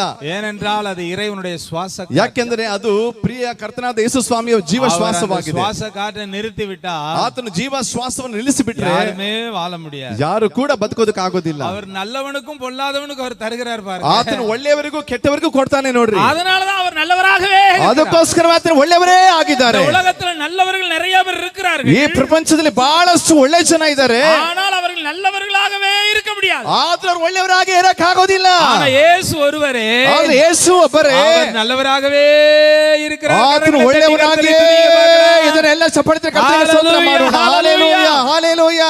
அந்த நல்ல தேவன், ಆ ಒಳ್ಳೆಯ ದೇವರು இந்த பூமியிலே நீங்கள் வாழ்வதற்கு, ಈ ಭೂಮಿಯಲ್ಲಿ ನೀವು ಬಾಳುವುದಕ್ಕೆ ಎರಡು ವಿಧமான மிக ಮುಖ್ಯமான விஷயத்தை நமக்கு வாக்கு பண்ணிருக்கிறார். ಎರಡು ವಿಧವಾದಂತ ಎರಡು ವಿಷಯಗಳನ್ನು ಆತನು ವಾಗ್ದಾನ ಮಾಡಿದ್ದಾನೆ. இது ஒவ்வொரு மனிதனுக்குள்ளும் இருக்க வேண்டும். ಇದು ಪ್ರತಿಯೊಬ್ಬ ಮನುಷ್ಯನ ಒಳಗೂ ಇರಬೇಕು. எல்லா மனிதருக்குள்ளும் இல்லை என்றால் கிறிஸ்தவனுக்குள் கட்டாயம் இருக்க வேண்டும். ಎಲ್ಲ ಮನುಷ್ಯರಲ್ಲಿ ಒಂದ್ ವೇಳೆ ಇಲ್ಲ ಅಂದ್ರೂ ಕೂಡ ಅದು ಕ್ರೈಸ್ತರಲ್ಲಿ ಖಂಡಿತವಾಗಿ ಇರಲೇಬೇಕು. இந்த ரெண்டும் இல்லாதவன், ಈ ಎರಡು ಕಾರ್ಯ ಇಲ್ಲದವನು கிறிஸ்துவுக்குள் இருக்கிறான் என்று சொல்லவும் முடியாது. ಅವನು ಕ್ರಿಸ್ತನಲ್ಲಿ ಇದ್ದಾನೆ ಅಂತ ಹೇಳಕ್ಕೂ ಆಗೋದು ಇಲ್ಲ. ஏனென்றால் இந்த மிக முக்கியமான ஒன்று. ಯಾಕೆಂದ್ರೆ ಇದು ಬಹಳ ಮುಖ್ಯವಾದದ್ದೊಂದು. இன்றைக்கு மனிதர்கள் நம்மிடத்தில் இருக்கிறதை விட இல்லாததன் மேல தான் கவனம் செலுத்துறோம். ಇವತ್ತು ಮನುಷ್ಯರು ನಮ್ಮ ಹತ್ರ ಏನ್ ಇಲ್ವೋ ಅದನ್ನ ಹೇಳದ್ಬಿಟ್ಟು ನಮ್ಮ ಹತ್ರ ಏನಿದೆಯೋ ಅದನ್ನ ಹೇಳ್ಬಿಟ್ಟು ಇಲ್ಲದಿರೋದನ್ನ ಹೇಳಿ ನೋಡ್ತಾರೆ. நம்ம கிட்ட எது இருக்கோ அதுல சந்தோஷப்படுறது இல்ல. ನಮ್ಮ ಹತ್ರ ಏನಿದೆಯೋ ಅದನ್ನಿಟ್ಟು ಸಂತೋಷ ಪಡೋದಿಲ್ಲ. எது இல்லையோ அதுல தான் நம்ம போய் கவனம் செலுத்துவோம். ನಮ್ಮ ಹತ್ರ ಯಾವ್ದಿಲ್ವೋ ಅದನ್ನ ಬಗ್ಗೆ ನಾವು ಚಿಂತೆ ಮಾಡ್ತಾ ಇರ್ತೇವೆ. சொல்றது உண்மைதானே? ನಾನು ಹೇಳೋದು ನಿಜ ಅಲ್ವಾ? ஆமாவா? உண்மையா? ಹೌದಾ? ನಿಜ ಅಲ್ವಾ? ಹೌದಾ ಅಲ್ವಾ? எங்க கை அசைச்சு காட்டுங்க பார்க்கலாம். ಕೈ ಮೇಲಕ್ಕೆ ಚಲಿಸಿ ನೋಡೋಣ, ಹೇಳಿ ನೋಡೋಣ. நம்ம கிட்ட இருக்கிறத பார்த்து சந்தோஷப்படுறது இல்ல. ನಮ್ಮ ಹತ್ರ ಇರೋದು ನೋಡಿ ಸಂತೋಷ ಪಡಲ್ಲ. நம்ம ஒரு கார்ல போயிட்டு இருப்போம். ನಾವು ಒಂದು ಕಾರಲ್ಲಿ ಹೋಗ್ತಾ ಇರ್ತೀವಿ. நம்ம விட பெருசா ஒரு கார் அங்க போயிட்டு இருந்தா ನಮಗಿಂತ ದೊಡ್ಡ ಕಾರಲ್ಲಿ ಹೋಗ್ತಾ ಇರುತ್ತೆ. என்று இதை வாங்குவேனோ தெரியவில்லை. ಏನ್ಗೆ ಆತರ ಬೇಕೋ ನನಗೆ ಗೊತ್ತಿಲ್ಲ. இல்ல இல்ல என்ன வாங்குவேனோ, ಏನ್ ತಗೋಬೇಕಂತ ಗೊತ್ತಿಲ್ಲ, எப்ப வாங்குவேனோ தெரியல, ಯಾವಾಗ ತಗೋಬೇಕಂತ ಗೊತ್ತಿಲ್ಲ. நம்ம கையில ஒரு செல்போன் இருக்கும், ನಮ್ಮ ಕೈಯಲ್ಲಿ ಮೊಬೈಲ್ ಇರುತ್ತೆ, அடுத்த பக்கத்துல தோசை மாதிரி ஒரு பெருசா ஒன்னு வச்சிருப்பாங்க, ಮತ್ತೊಬ್ಬರ ಹತ್ರ ದೋಸ್ತ ಹತ್ರ ಮೊಬೈಲ್ ಇನ್ನೂ ದೊಡ್ಡದಿರುತ್ತೆ. இத நம்ம எப்ப வாங்குறதுன்னு ಅಯ್ಯೋ தெரியல. ಇದನ್ನ ಯಾವಾಗ ತಗೊಳ್ಳೋದು ಗೊತ್ತಿಲ್ಲ. இப்ப நான் புதுசா ஒரு கண்டுபிடிப்பு கண்டுபிடிச்சிருக்கேன். ಈಗ ಅದನ್ನ ಹೊಸ ಒಂದು ಸಂಶೋಧನೆ ಮಾಡಿದ್ದೀನಿ. இது நான் கண்டுபிடிச்ச கண்டுபிடிப்பு. ಅದು ನಾನು ಕಂಡಿಡಿದಂತ ಸಂಶೋಧನೆ. வெளியே எங்கேயாவது போய் சொல்லி என்ன கேவலப்படுத்தி விடாது. ಇದು ಹೊರಗಡೆ ಎಲ್ಲೂ ಹೇಳಿ ನಾನು ಆಚಿಕೆ ಪಡಿಸಬೇಡಿ. ஏன்னா நம்ம ஆளுங்க எல்லாம் ரொம்ப தெளிவா இருக்கிறாங்க. ಯಾಕೆ ನಮ್ಮ ವ್ಯಕ್ತಿಗಳೆಲ್ಲ ಜಾಣರಾಗಿದ್ದಾರೆ. அன்னைக்கெல்லாம் ஒரு கூட்டத்துல கேமரானா ஒரு கேமரா தான் இருக்கும். ಅವತ್ತು ಆ ಗುಂಪಲ್ಲೆಲ್ಲ ಒಂದು ಕ್ಯಾಮೆರಾ ಇರ್ತಾ ಇತ್ತು. மொத்த மனிதனும் கையில கேமராவோட தான். ಇವತ್ತು ಇಡೀ ಮನುಷ್ಯನ ಕೈಯಲ್ಲೆಲ್ಲ ಕ್ಯಾಮೆರಾ ಇದೆ. நாங்க 1 மணி நேரம் உயிரை கொடுத்து பிரசங்கம் பண்ணுவோம். ನಾವು 1 ಗಂಟೆ ಜೀವ ಕೊಟ್ಟು ಮಾತಾಡ್ತಾ ಇರ್ತೀವಿ, ಪ್ರಸಂಗ ಮಾಡ್ತೀವಿ. கவனிக்குதோ கவனிக்கலையோ தெரியல. ಅದು ಗಮನಿಸುತ್ತೋ ಗಮನಿಸಲ್ಲೋ ಗೊತ್ತಿಲ್ಲ. ஒரு நிமிஷம் ஏதோ மிஸ் பண்ணி தவறா சொல்லிருப்போம். ಒಂದು ನಿಮಿಷ ತಪ್ಪಿಸಿ ಏನೊಂದು ಮಾತು ಹೇಳಿರ್ತೀವಿ, அதை அப்படியே கட் பண்ணி ಅದನ್ನ ಹಾಗೆ ಕತ್ತರಿಸಿ அப்படியே ಎಡಿಟ್ பண்ணி ಹಾಗೆ ಅದನ್ನ ಎಡಿಟ್ ಮಾಡಿ அப்படியே வலைதளங்களை விட்டு ಹಾಗೆ ಎಲ್ಲ ಭಾವಚಿತ್ರ ಕಳಿಸಿ போலீஸ் எங்களை தேடுற அளவுக்கு நீங்க எங்களை பிரபலமா ಪೊಲೀಸರು ಹುಡುಕೋಷ್ಟು ಮಟ್ಟಿಗೆ ನಮ್ಮನ್ನು ಪ್ರಸಿದ್ಧಿ ಮಾಡ್ತೀರಾ. அதனால உங்ககிட்ட ரொம்ப ஜாக்கிரதையா, ಅದಕ್ಕೆ ನಿಮ್ಮ ಹತ್ರ ಎಚ್ಚರಿಕೆಯಿಂದ ಮಾತಾಡಬೇಕು. அதனால தான் சில கூட்டத்துல ಅದಕ್ಕೆ ಕೆಲವು ಗುಂಪುಗಳಲ್ಲಿ செல்போன் வச்சிருந்தா உள்ளவே விடுறது இல்ல. ಮೊಬೈಲ್ ಇಟ್ಕೊಂಡ್ರೆ ಒಳಗಡೆ ಬಿಡೋದಿಲ್ಲ. இங்கே நமக்கு போர்டு போட்டுருக்கு, ಇಲ್ಲಿ ನಮಗೆ ಬೋರ್ಡ್ ಹಾಕಿದ್ದಾರೆ, இது ஒரு பரிசுத்த ஸ்தலம், ಇದು ಪವಿತ್ರವಾದ ಜಾಗ, செல்போன் இல்லாம நீங்க செல்போன் பயன்படுத்த கூடாதுன்னு. ನೀವು ಇಲ್ಲಿ ಮೊಬೈಲ್ ಉಪಯೋಗ ಮಾಡಬಾರದು ಅಂತ ಹೇಳಿ. இப்ப செல்போன் இல்லாதவங்க செல்போன் வச்சிருக்கிறவங்க ரூமுக்கு போங்க நான் சொன்னேன்னு ಈಗ வெச்சுக்கோங்க. ಮೊಬೈಲ್ ಇಟ್ಕೊಂಡ್ರೆ ಕೋಣೆಗೆ ಹೋಗ್ರಿ ಅಂತ ಹೇಳ್ದೆ ಅಂತ ಇಟ್ಕೊಳ್ಳಿ, மொத்த பேர் போயிருவீங்க. ಎಲ್ಲರೂ ಹೋಗ್ಬಿಡ್ತೀರಾ. ஏன்னா 1 1 2 3 வச்சிருக்கீங்க. ಯಾಕಂದ್ರೆ ಒಬ್ಬೊಬ್ರು 2 2 3 3 ಇಟ್ಕೊಂಡಿದ್ದೀರಾ. எதுக்கு 2 3 வச்சிருக்கீங்க? ಯಾಕೆ 2 3 ಇಟ್ಕೊಂಡಿದ್ದೀರಾ? செல்போன் மட்டும் 2 வச்சிருந்தா பரவாயில்லை. ಮೊಬೈಲ್ ಮಾತ್ರ 2 ಇಟ್ಕೊಂಡಿದ್ರೆ ಸಾಕು, ಪರವಾಗಿಲ್ಲ. வேற எதையும் 2 வச்சிராதீங்க. ಬೇರೆ ಯಾವುದು ಕೂಡ 2 ಇಟ್ಕೊಂಬೇಡಿ. ಕಷ್ಟ ನಷ್ಟ, ரொம்ப ಕಷ್ಟ, ತುಂಬಾ ಕಷ್ಟ. ಬೈಬಲ್ல ஒருத்தர் ಸತ್ಯವೇದದಲ್ಲಿ ಒಬ್ರು இப்படி எழுதி வச்சாரு, ಹೀಗೆ ಬರೆದಿದ್ದಾರೆ, மாயை ನಾಯಿ நாய் இல்லையா, மாயை, ಮಾಯೆ, ವ್ಯರ್ಥ, மாயை, ವ್ಯರ್ಥ, மாயை, ವ್ಯರ್ಥ, எல்லாம் மாயை. ಎಲ್ಲವೂ ಕೂಡ ವ್ಯರ್ಥ. மனசுக்கு ரொம்ப சஞ்சலமா இருக்குது. ಮನಸ್ಸಿಗೆ ಬಹಳ ದುಃಖವಾಗಿದೆ. யோசிச்சு பார்த்தா ஏன் இந்த ஞானி இவ்வளவு பேசினாருன்னு கேட்டா, ಯೋಚಿಸಿ ನೋಡಿದ್ರೆ ಯಾಕೆ ಈ ಒಂದು ವ್ಯಕ್ತಿ ಅಷ್ಟು ವ್ಯರ್ಥ ಅಂತ ಹೇಳಿದ್ದಾರೆ. பைபிள் வாசிக்கும் போது அதிர்ச்சி தகவல் ಒಂದಿನ ಒಂದು ಸತ್ಯವಾದ ಹೋಗುವಾಗ ನನಗೆ ನಡುಕ ಸುದ್ದಿ ಬಂತು. அவருக்கு மனைவி 700, ಅವರಿಗೆ ಹೆಂಡತಿ 700 ಜನ, 10 கீப்பு 300 ಸಾಕು ಅಂತ ಹೇಳಿ ಅವರಿಗೆ ಇಟ್ಟಂತ ಒಂದು அப்புறம் எப்படி அவர் நிம்மதியா ಆಗ ಅವರು 300 ಜನ ಇದ್ರು. ಅವ್ರಿಗೆ ನಮಗೆ ஒன்ன வச்சுக்கிட்டே நம்ம நொந்து நூலாயி ಒಂದು ಇಟ್ಕೊಂಡೆ ನಾವು ಬೆಂದು ದಾರವಾಗಿದ್ದೀವಿ. நம்ம அந்த பக்கம் இந்த பக்கம் திரும்பி கூட பார்க்க ನಾವು ಆ ಕಡೆ ನೋಡಕ್ ಆಗ್ತಾನೆ ಇಲ್ಲ. யார பாக்குறாரு அது நம்மளையே பாக்குது. ಯಾರು ನೋಡ್ತಾರೆ ನಮ್ಮನ್ನೇ ನೋಡ್ತಾ ಇದೆ. பயந்து பயந்து வாழ்ந்து ಈಗ ಭಯಪಟ್ಟು ಬಾಳುವುದಾಗಿದೆ. அதனால தான் சில அறிவாளிகள் ಅದಕ್ಕೆ ಕೆಲವು ಜ್ಞಾನವಂತರು மடியை விட்டுட்டு தனியா வந்துறது. ಹೆಂಡತಿನ ಬಿಟ್ಬಿಟ್ಟು ಸೆಪರೇಟ್ ಪ್ರತ್ಯೇಕವಾಗಿ ಬರ್ತಾರೆ. பிரச்சனை இல்ல பாருங்க. ಅಲ್ಲಿ ಸಮಸ್ಯೆ ಇಲ್ಲ ನೋಡಿ. நம்ம எதையೋ ஒன்னு பாத்துக்கிட்டு இருக்கே. ನಾವು ಏನೋ ನೋಡ್ತಾ ಇರಲು ಇದು ಯಾரைಯೋ ಪಾಕ್ರೆ ನೀ ಪ್ರಶ್ನೆ. ಇದು ಯಾರು ನೋಡ್ತಾ ಇರೋ ಪ್ರಶ್ನೆ ಆಗಿದೆ, ಸಮಸ್ಯೆ ಆಗಿದೆ. ಸ್ವಾಮಿ ನೀ அப்படி எங்க ಇರು. ಅದು ಹೋಗೋ ಸ್ವಾಮಿ ನೀ ಎಲ್ಲೋ ಇರು, ಹೇಗೋ ಇರು. போயிட்டு வந்துறேன். ನಾನು ಹಾಗೆ ಹೋಗಿ ಬಂದ್ಬಿಡ್ತೀನಿ. ಏನೋ ಒನ್ನ ವச்சிக்கிட்டு ಅவ்வளவு போராட்டம். ಯಾಕಂದ್ರೆ ಒಂದು ಇಟ್ಕೊಂಡು ಅಷ್ಟು ಹೋರಾಟ ಆಗಿದೆ. 1000 ವச்சிக்கிட்டு எப்படி ನಿಮ್ಮಯ್ಯ வந்துರು. ಇವನು 1000 ಇಟ್ಕೊಂಡು ಹೆಂಗ್ ನೆಮ್ಮದಿಯಾಗಿದ್ದಿರ್ತಾನೆ. ಅದனால ನೊಂದು ನೂಲಾಯಿ. ಅದು ನೊಂದು ಬೆಂದು ದಾರವಾಗಿ. என்னது நொந்து வெந்தா நொந்து தாரವಾಗಿ. ನೊಂದು ಬೆಂದು ದಾರವಾಗಿ. ಅಯ್ಯೋ ಮಾಯೆ ಮಾಯೆ ಮಾಯೆ. ಅಯ್ಯೋ ಎಲ್ಲ ವ್ಯರ್ಥ ವ್ಯರ್ಥ ವ್ಯರ್ಥ. ಎಲ್ಲ ವ್ಯರ್ಥ. அந்த பெரிய ஞானி, ಆ ಒಂದು ದೊಡ್ಡ ಜ್ಞಾನಿ, அவர் உலகத்துல ரெண்டு விஷயம் சொன்னார். ಅವರು ಪ್ರಪಂಚದಲ್ಲಿ ಎರಡು ವಿಷಯ ಹೇಳಿದ್ರು. இந்த உலகத்துல மனிதனுக்கு ரெண்டே ரெண்டு நன்மை தான் இருக்கிறது. ಈ ಲೋಕದಲ್ಲಿ ಮನುಷ್ಯನಿಗೆ ಎರಡು ಮಾತ್ರ ಒಳ್ಳೆಯದಿದೆ. ஒன்று உயிரோடு இருக்கிற வரைக்கும் மகிழ்ச்சியா இருப்பது. ಒಂದು ಜೀವದಿಂದವರೆಗೂ ಸಂತೋಷವಾಗಿರಬೇಕು. மறுபடி உயிரோடு இருக்கிற வரை மற்றவர்களுக்கு நன்மை செய்வது. ನಂತರವಾಗಿ ಜೀವದಿಂದ ಇರುವವರೆಗೂ ಮತ್ತೊಬ್ಬರಿಗೆ ಒಳ್ಳೆಯದು ಮಾಡಬೇಕು. இதை தவிர வேற ஒண்ணுமே இல்லன்னு எழுதி வச்சிருக்கு. ಇದನ್ನ ಬಿಟ್ಟು ಬೇರೆ ಯಾವುದಿಲ್ಲ ಅಂತ ಬರೆದಿಟ್ಟಿದ್ದಾರೆ. ஆனா நம்ம இதை தவிர வேற எல்லாத்தையும் தேடுறோம். ಆ ಇದನ್ನ ಬಿಟ್ಟು ನಾವು ಬಿಟ್ಬಿಟ್ಟು ಎಲ್ಲವನ್ನೂ ಹುಡುಕ್ತೇವೆ. இந்த ரெண்டு விஷயத்தை நான் உங்களுக்கு இன்றைக்கு உறுதிப்படுத்த ஆசைப்படுகிறேன். ಇವತ್ತು ಎರಡು ವಿಷಯಗಳನ್ನು ನಿಮಗೆ ದೃಢಪಡಿಸಲು ಆಸೆ ಪಡುತ್ತೇನೆ. ಸಂಗೀತ 122:7 ನಾವು இப்படி ಕೀರ್ತನೆ 122 7ನೇ ವಾಕ್ಯದಲ್ಲಿ ಓದ್ತೇವೆ. உன் அலங்கத்திற்குள்ளே சமாதானம், ನಿನ್ನ ಪೌಳಿ ಕೋಟೆಗಳಲ್ಲಿ ಸಮಾಧಾನ, உன் அரமனைக்குள்ளே சுகமும் ನಿನ್ನ ಅರಮನೆಯಲ್ಲಿ ಸೌಖ್ಯವೂ ಇರಲಿ. ஒவ்வொரு மனிதனுக்கும் இருக்க வேண்டிய மிக முக்கியமான ஒன்று, ಪ್ರತಿಯೊಬ್ಬ ಮನುಷ್ಯನಿಗೆ ಇರಬೇಕಾದ ಮುಖ್ಯವಾದ ಎರಡು. சமாதானமாய் வாழ வேண்டும். ಒಂದು ಸಮಾಧಾನವಾಗಿ ಬಾಳಬೇಕು, சுகமாய் வாழ வேண்டும். ಆರೋಗ್ಯವಾಗಿ ಬಾಳಬೇಕು. இப்படி வாழ்ந்துட்டாலே போதும். ಹೀಗೆ ಬದುಕಿದ್ರೆ ಸಾಕು. நம்மை போல ஆசீர்வாதமானவங்க ஒருத்தருமே இல்ல. ನಮ್ಮ ಹಾಗೆ ಆಶೀರ್ವದಿಸಲ್ಪಟ್ಟವರು ಯಾರು ಇಲ್ಲ. இன்னைக்கு ஆசீர்வாதம் என்று சொன்னாலே, ಇವತ್ತು ಆಶೀರ್ವಾದ ಅಂತ ಹೇಳಿದ್ರೇನೆ வேற மாதிரி ஒரு படம் காமிச்சிட்டாங்க. ನಮಗೆ ಬೇರೆ ರೀತಿಯಾದ ಒಂದು ಚಿತ್ರಣ ಬಂದ್ಬಿಡುತ್ತೆ. பெருசா வீடு இருக்கணும், ದೊಡ್ಡ ಮನೆ ಇರಬೇಕು, பெருசா கார் இருக்கணும், ದೊಡ್ಡ ಕಾರ್ ಇರಬೇಕು, காஸ்ட்லியான Dress இருக்கணும், ನಮಗೆ ಬೆಳ್ಳೊಳ್ಳೆ ವಸ್ತ್ರ ಇರಬೇಕು. இதுதான் ரொம்ப ஆசீர்வாதம் நினைக்கிறாங்க. ಇದೇ ಬಹಳ ಆಶೀರ್ವಾದ ಅಂತ ತಿಳ್ಕೊಳ್ತಾರೆ. நான் சொல்றேன் அது முற்றிலும் தவறு. ನಾನು ಹೇಳ್ತೀನಿ ಅದು ಪೂರ್ಣವಾಗಿ ತಪ್ಪು. அது மட்டுமே ஆசீர்வாதம் அல்ல. ಅದು ಮಾತ್ರನೇ ಆಶೀರ್ವಾದ ಅಲ್ಲ. ஒரு உண்மையான ஆசீர்வாதம் என்னவென்றால், ಒಂದು ನೈಜವಾದಂತ ಆಶೀರ್ವಾದ ಏನಂದ್ರೆ, மூணு வேளை சாப்பிடுறதுக்கு சோறு, 3 ಹೊತ್ತು ಊಟ ಮಾಡಕ್ಕೆ ಅನ್ನ, படுத்த உடனே நல்ல தூக்கம், ಮಾಲಿಗೆದ ಕೂಡ ಒಳ್ಳೆ ನಿದ್ರೆ, மானத்தை மறைப்பதற்கு Dress, ನಮ್ಮ ಮರ್ಯಾದೆನ ಮುಚ್ಚೋದಕ್ಕೆ ಬಟ್ಟೆ. ஐயோ இது இருந்தா நம்மள போல ஆசீர்வாதமானவங்க ಅಯ್ಯೋ ಇದಿದ್ರೆ ನಮ್ಮ ಹಾಗೆ ಆಶೀರ್ವಾದ ಅಂತ ಒಳ್ಳೆ ವ್ಯಕ್ತಿ ಯಾರು ಇಲ್ಲ. எத்தனை பேருக்கு இது இருக்கு சொல்லுங்க. ಎಷ್ಟು ಜನರಿಗೆ ಇದೆಲ್ಲ ಹೇಳಿ ನೋಡೋಣ. மாற்றி உடுக்க வஸ்திரம், ನಮಗೆ ಬದಲಾಯಿಸೋದಕ್ಕೆ ಬಟ್ಟೆ, 3 வேளை சாப்பாடு, 3 ಹೊತ್ತು ಊಟ, சாப்பிட்ட உடனே ಊಟ ಮಾಡಿದ ಕೂಡಲೇ நல்ல தூக்கம், ಒಳ್ಳೆ ನಿದ್ರೆ. ஹalleluya. ಹಾಲೆಲೂಯಾ. அது கூட்டத்திலே வந்து நீங்க தூங்குறீங்கன்னா, ಅದು ಪ್ರಾರ್ಥನೆ ಗುಂಪಲ್ಲಿ ಬಂದು ನಿದ್ರೆ ಮಾಡ್ತೀರಾ ಅಂದ್ರೆ, உங்களை போல கொடுத்து வச்ச ஒருத்தனுமே, ಅಯ್ಯೋ ನಿಮ್ಮ ಹಾಗೆ ಕೊಟ್ಟಿರೋರು ಯಾರು, ಕೊಟ್ಟಿಟ್ಟಿರೋರು ಯಾರು ಇಲ್ಲ. கொடுத்துங்க பிரசங்கம் பண்ணுவா, ನಾವು ಪ್ರಾಣ ಕೊಟ್ಟು ಪ್ರಸಂಗ ಮಾಡ್ತಿದ್ದೀವಿ, நீங்க கொரட்டை விட்டு தூங்கிட்டு இருப்பீங்க. ನೀವು ಗೊರಕೆ ಹೊಡೆದು ನಿದ್ದೆ ಮಾಡ್ತಾ ಇರ್ತೀರಾ.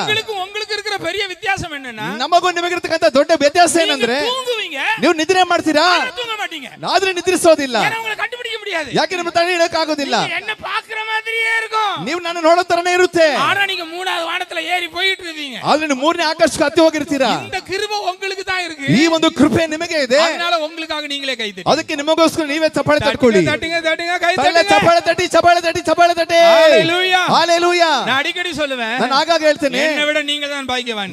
ನನಗಿಂತಲೂ ನೀವೇ ಧನ್ಯರು. அது உங்களுக்கு தெரியாது. ಅದು ನಿಮಗೆ ಗೊತ್ತಿಲ್ಲ. அதான் நான் ஏற்கனவே சொன்னேன் இல்லையா, ಅದನ್ನ ಮುಂಚಿತವಾಗಿ ಹೇಳಿದೆ ಅಲ್ವಾ. நம்மகிட்ட இருக்கிறது நமக்கு தெரியாது, ನಮಗಿರೋದು ನಮ್ಗೆ ಗೊತ್ತಿಲ್ಲ, இல்லாதது தான் தெரியும். ಇಲ್ಲದಿರೋದ್ ಬಗ್ಗೆ ಗೊತ್ತಿರ್ತದೆ. பைபிள்ல கூட இப்படி நிறைய சம்பவம் இருக்கு. ಸತ್ಯದಲ್ಲಿ ಕೂಡ ಹಾಗೆ ಕೆಲವು ವಿಷಯಗಳು இயேசு ಬರೆಯಲ್ಪಟ್ಟಿದೆ. வந்து கேக்குற கேள்விக்கு ಯೇಸು ಸ್ವಾಮಿ ಬಂದು ಕೇಳಿದ ಪ್ರಶ್ನೆಗೆ எதிர்மறையாகவே பதில் ಅದಕ್ಕೆ சொல்லிருக்கார். ಎದುರು ವಿರುದ್ಧವಾಗಿ ಉತ್ತರ ಕೊಟ್ಟಿದ್ದಾರೆ. இயேசு வந்து ஒரு விஷயம் ஒரு மனிதனை பார்த்து கேட்டார், ಯೇಸು ಸ್ವಾಮಿ ಒಬ್ಬ ವ್ಯಕ್ತಿ ನೋಡಿ ಇರುತ್ತೆ ಒಂದು ಪ್ರಶ್ನೆ ಕೇಳಿದ್ರು. சுகமாக விரும்புகிறாயா? ನಿನಗೆ ಸೌಖ್ಯವಾಗಲಿಕ್ಕೆ ಮನಸ್ಸಿದೆಯಾ, ಇಷ್ಟಪಡ್ತೀಯಾ? இவன் என்ன சொல்லிருக்கணும்? ಇವನ್ ಏನ್ ಹೇಳಿರ್ಬೇಕಾಗಿತ್ತು? ஆமா சொல்லிருக்கணும், ಹೌದು ಅಂತ ಹೇಳ್ಬೇಕಾಯ್ತು, இல்லன்னு சொல்லிருக்கணும். ಅಥವಾ ಇಲ್ಲ ಅಂತ ಹೇಳ್ಬೇಕಾಯ್ತು. ஆனா இவன் என்ன தெரியுமா ಆದ್ರೆ ಇವನೇನ್ ಹೇಳಿದ ಗೊತ್ತಾ? ஆண்டவரே, ದೇವರೇ, பக்கத்துல ஒரு குளம் இருக்கிறது, ಪಕ್ಕದಲ್ಲಿ ಒಂದು ಕೊಳ ಇದೆ, அது ஒரு தேவதூதன் வந்து கலக்குறான், ಅಲ್ಪ ದೇವದೂತ ಬಂದು ನೀರಿನ ಹಾಗೆ ಕಲಿಸ್ತಾನೆ. நான் போய் இறங்கலாம்னு நினைக்கிறேன். ನಾನು ಹೋಗಿ ಇಳಿಬೇಕಂತ ನೆನೆಸ್ತೇನೆ. அதுக்கு முன்னாடி ಅದಕ್ಕಿಂತಲೂ ಮುಂಚೆ ஒரு பொறாமை பிடிச்ச ஓடி போய் அங்க இறங்கிடுறான் ஆண்டவரே. ಒಬ್ಬ ಬಾಧೆ ಹಿಡಿದವನು ಓಡಿ ಹೋಗಿ ಇಳಿದು ಬಿಡ್ತಾನೆ ಅದರಲ್ಲಿ. அதனால என்ன கொண்டு போய் நிறுத்த ஒருவருமே ಅದಕ್ಕೆ இல்ல. ನನ್ನ ತಗೊಂಡೋಗಿ ಕೊಳದತ್ತ ಬಿಡೋರು ಯಾರು ಇಲ್ಲ. ஆண்டவர் கேட்ட கேள்வி என்ன? ದೇವರು ಕೇಳಿದ ಪ್ರಶ್ನೆ ಏನು? நீ சுகமாக விரும்புறியா? ನಿನಗೆ ಸೌಖ್ಯವಾಗಲಿಕ್ಕೆ ಇಷ್ಟ ಇದೆಯಾ?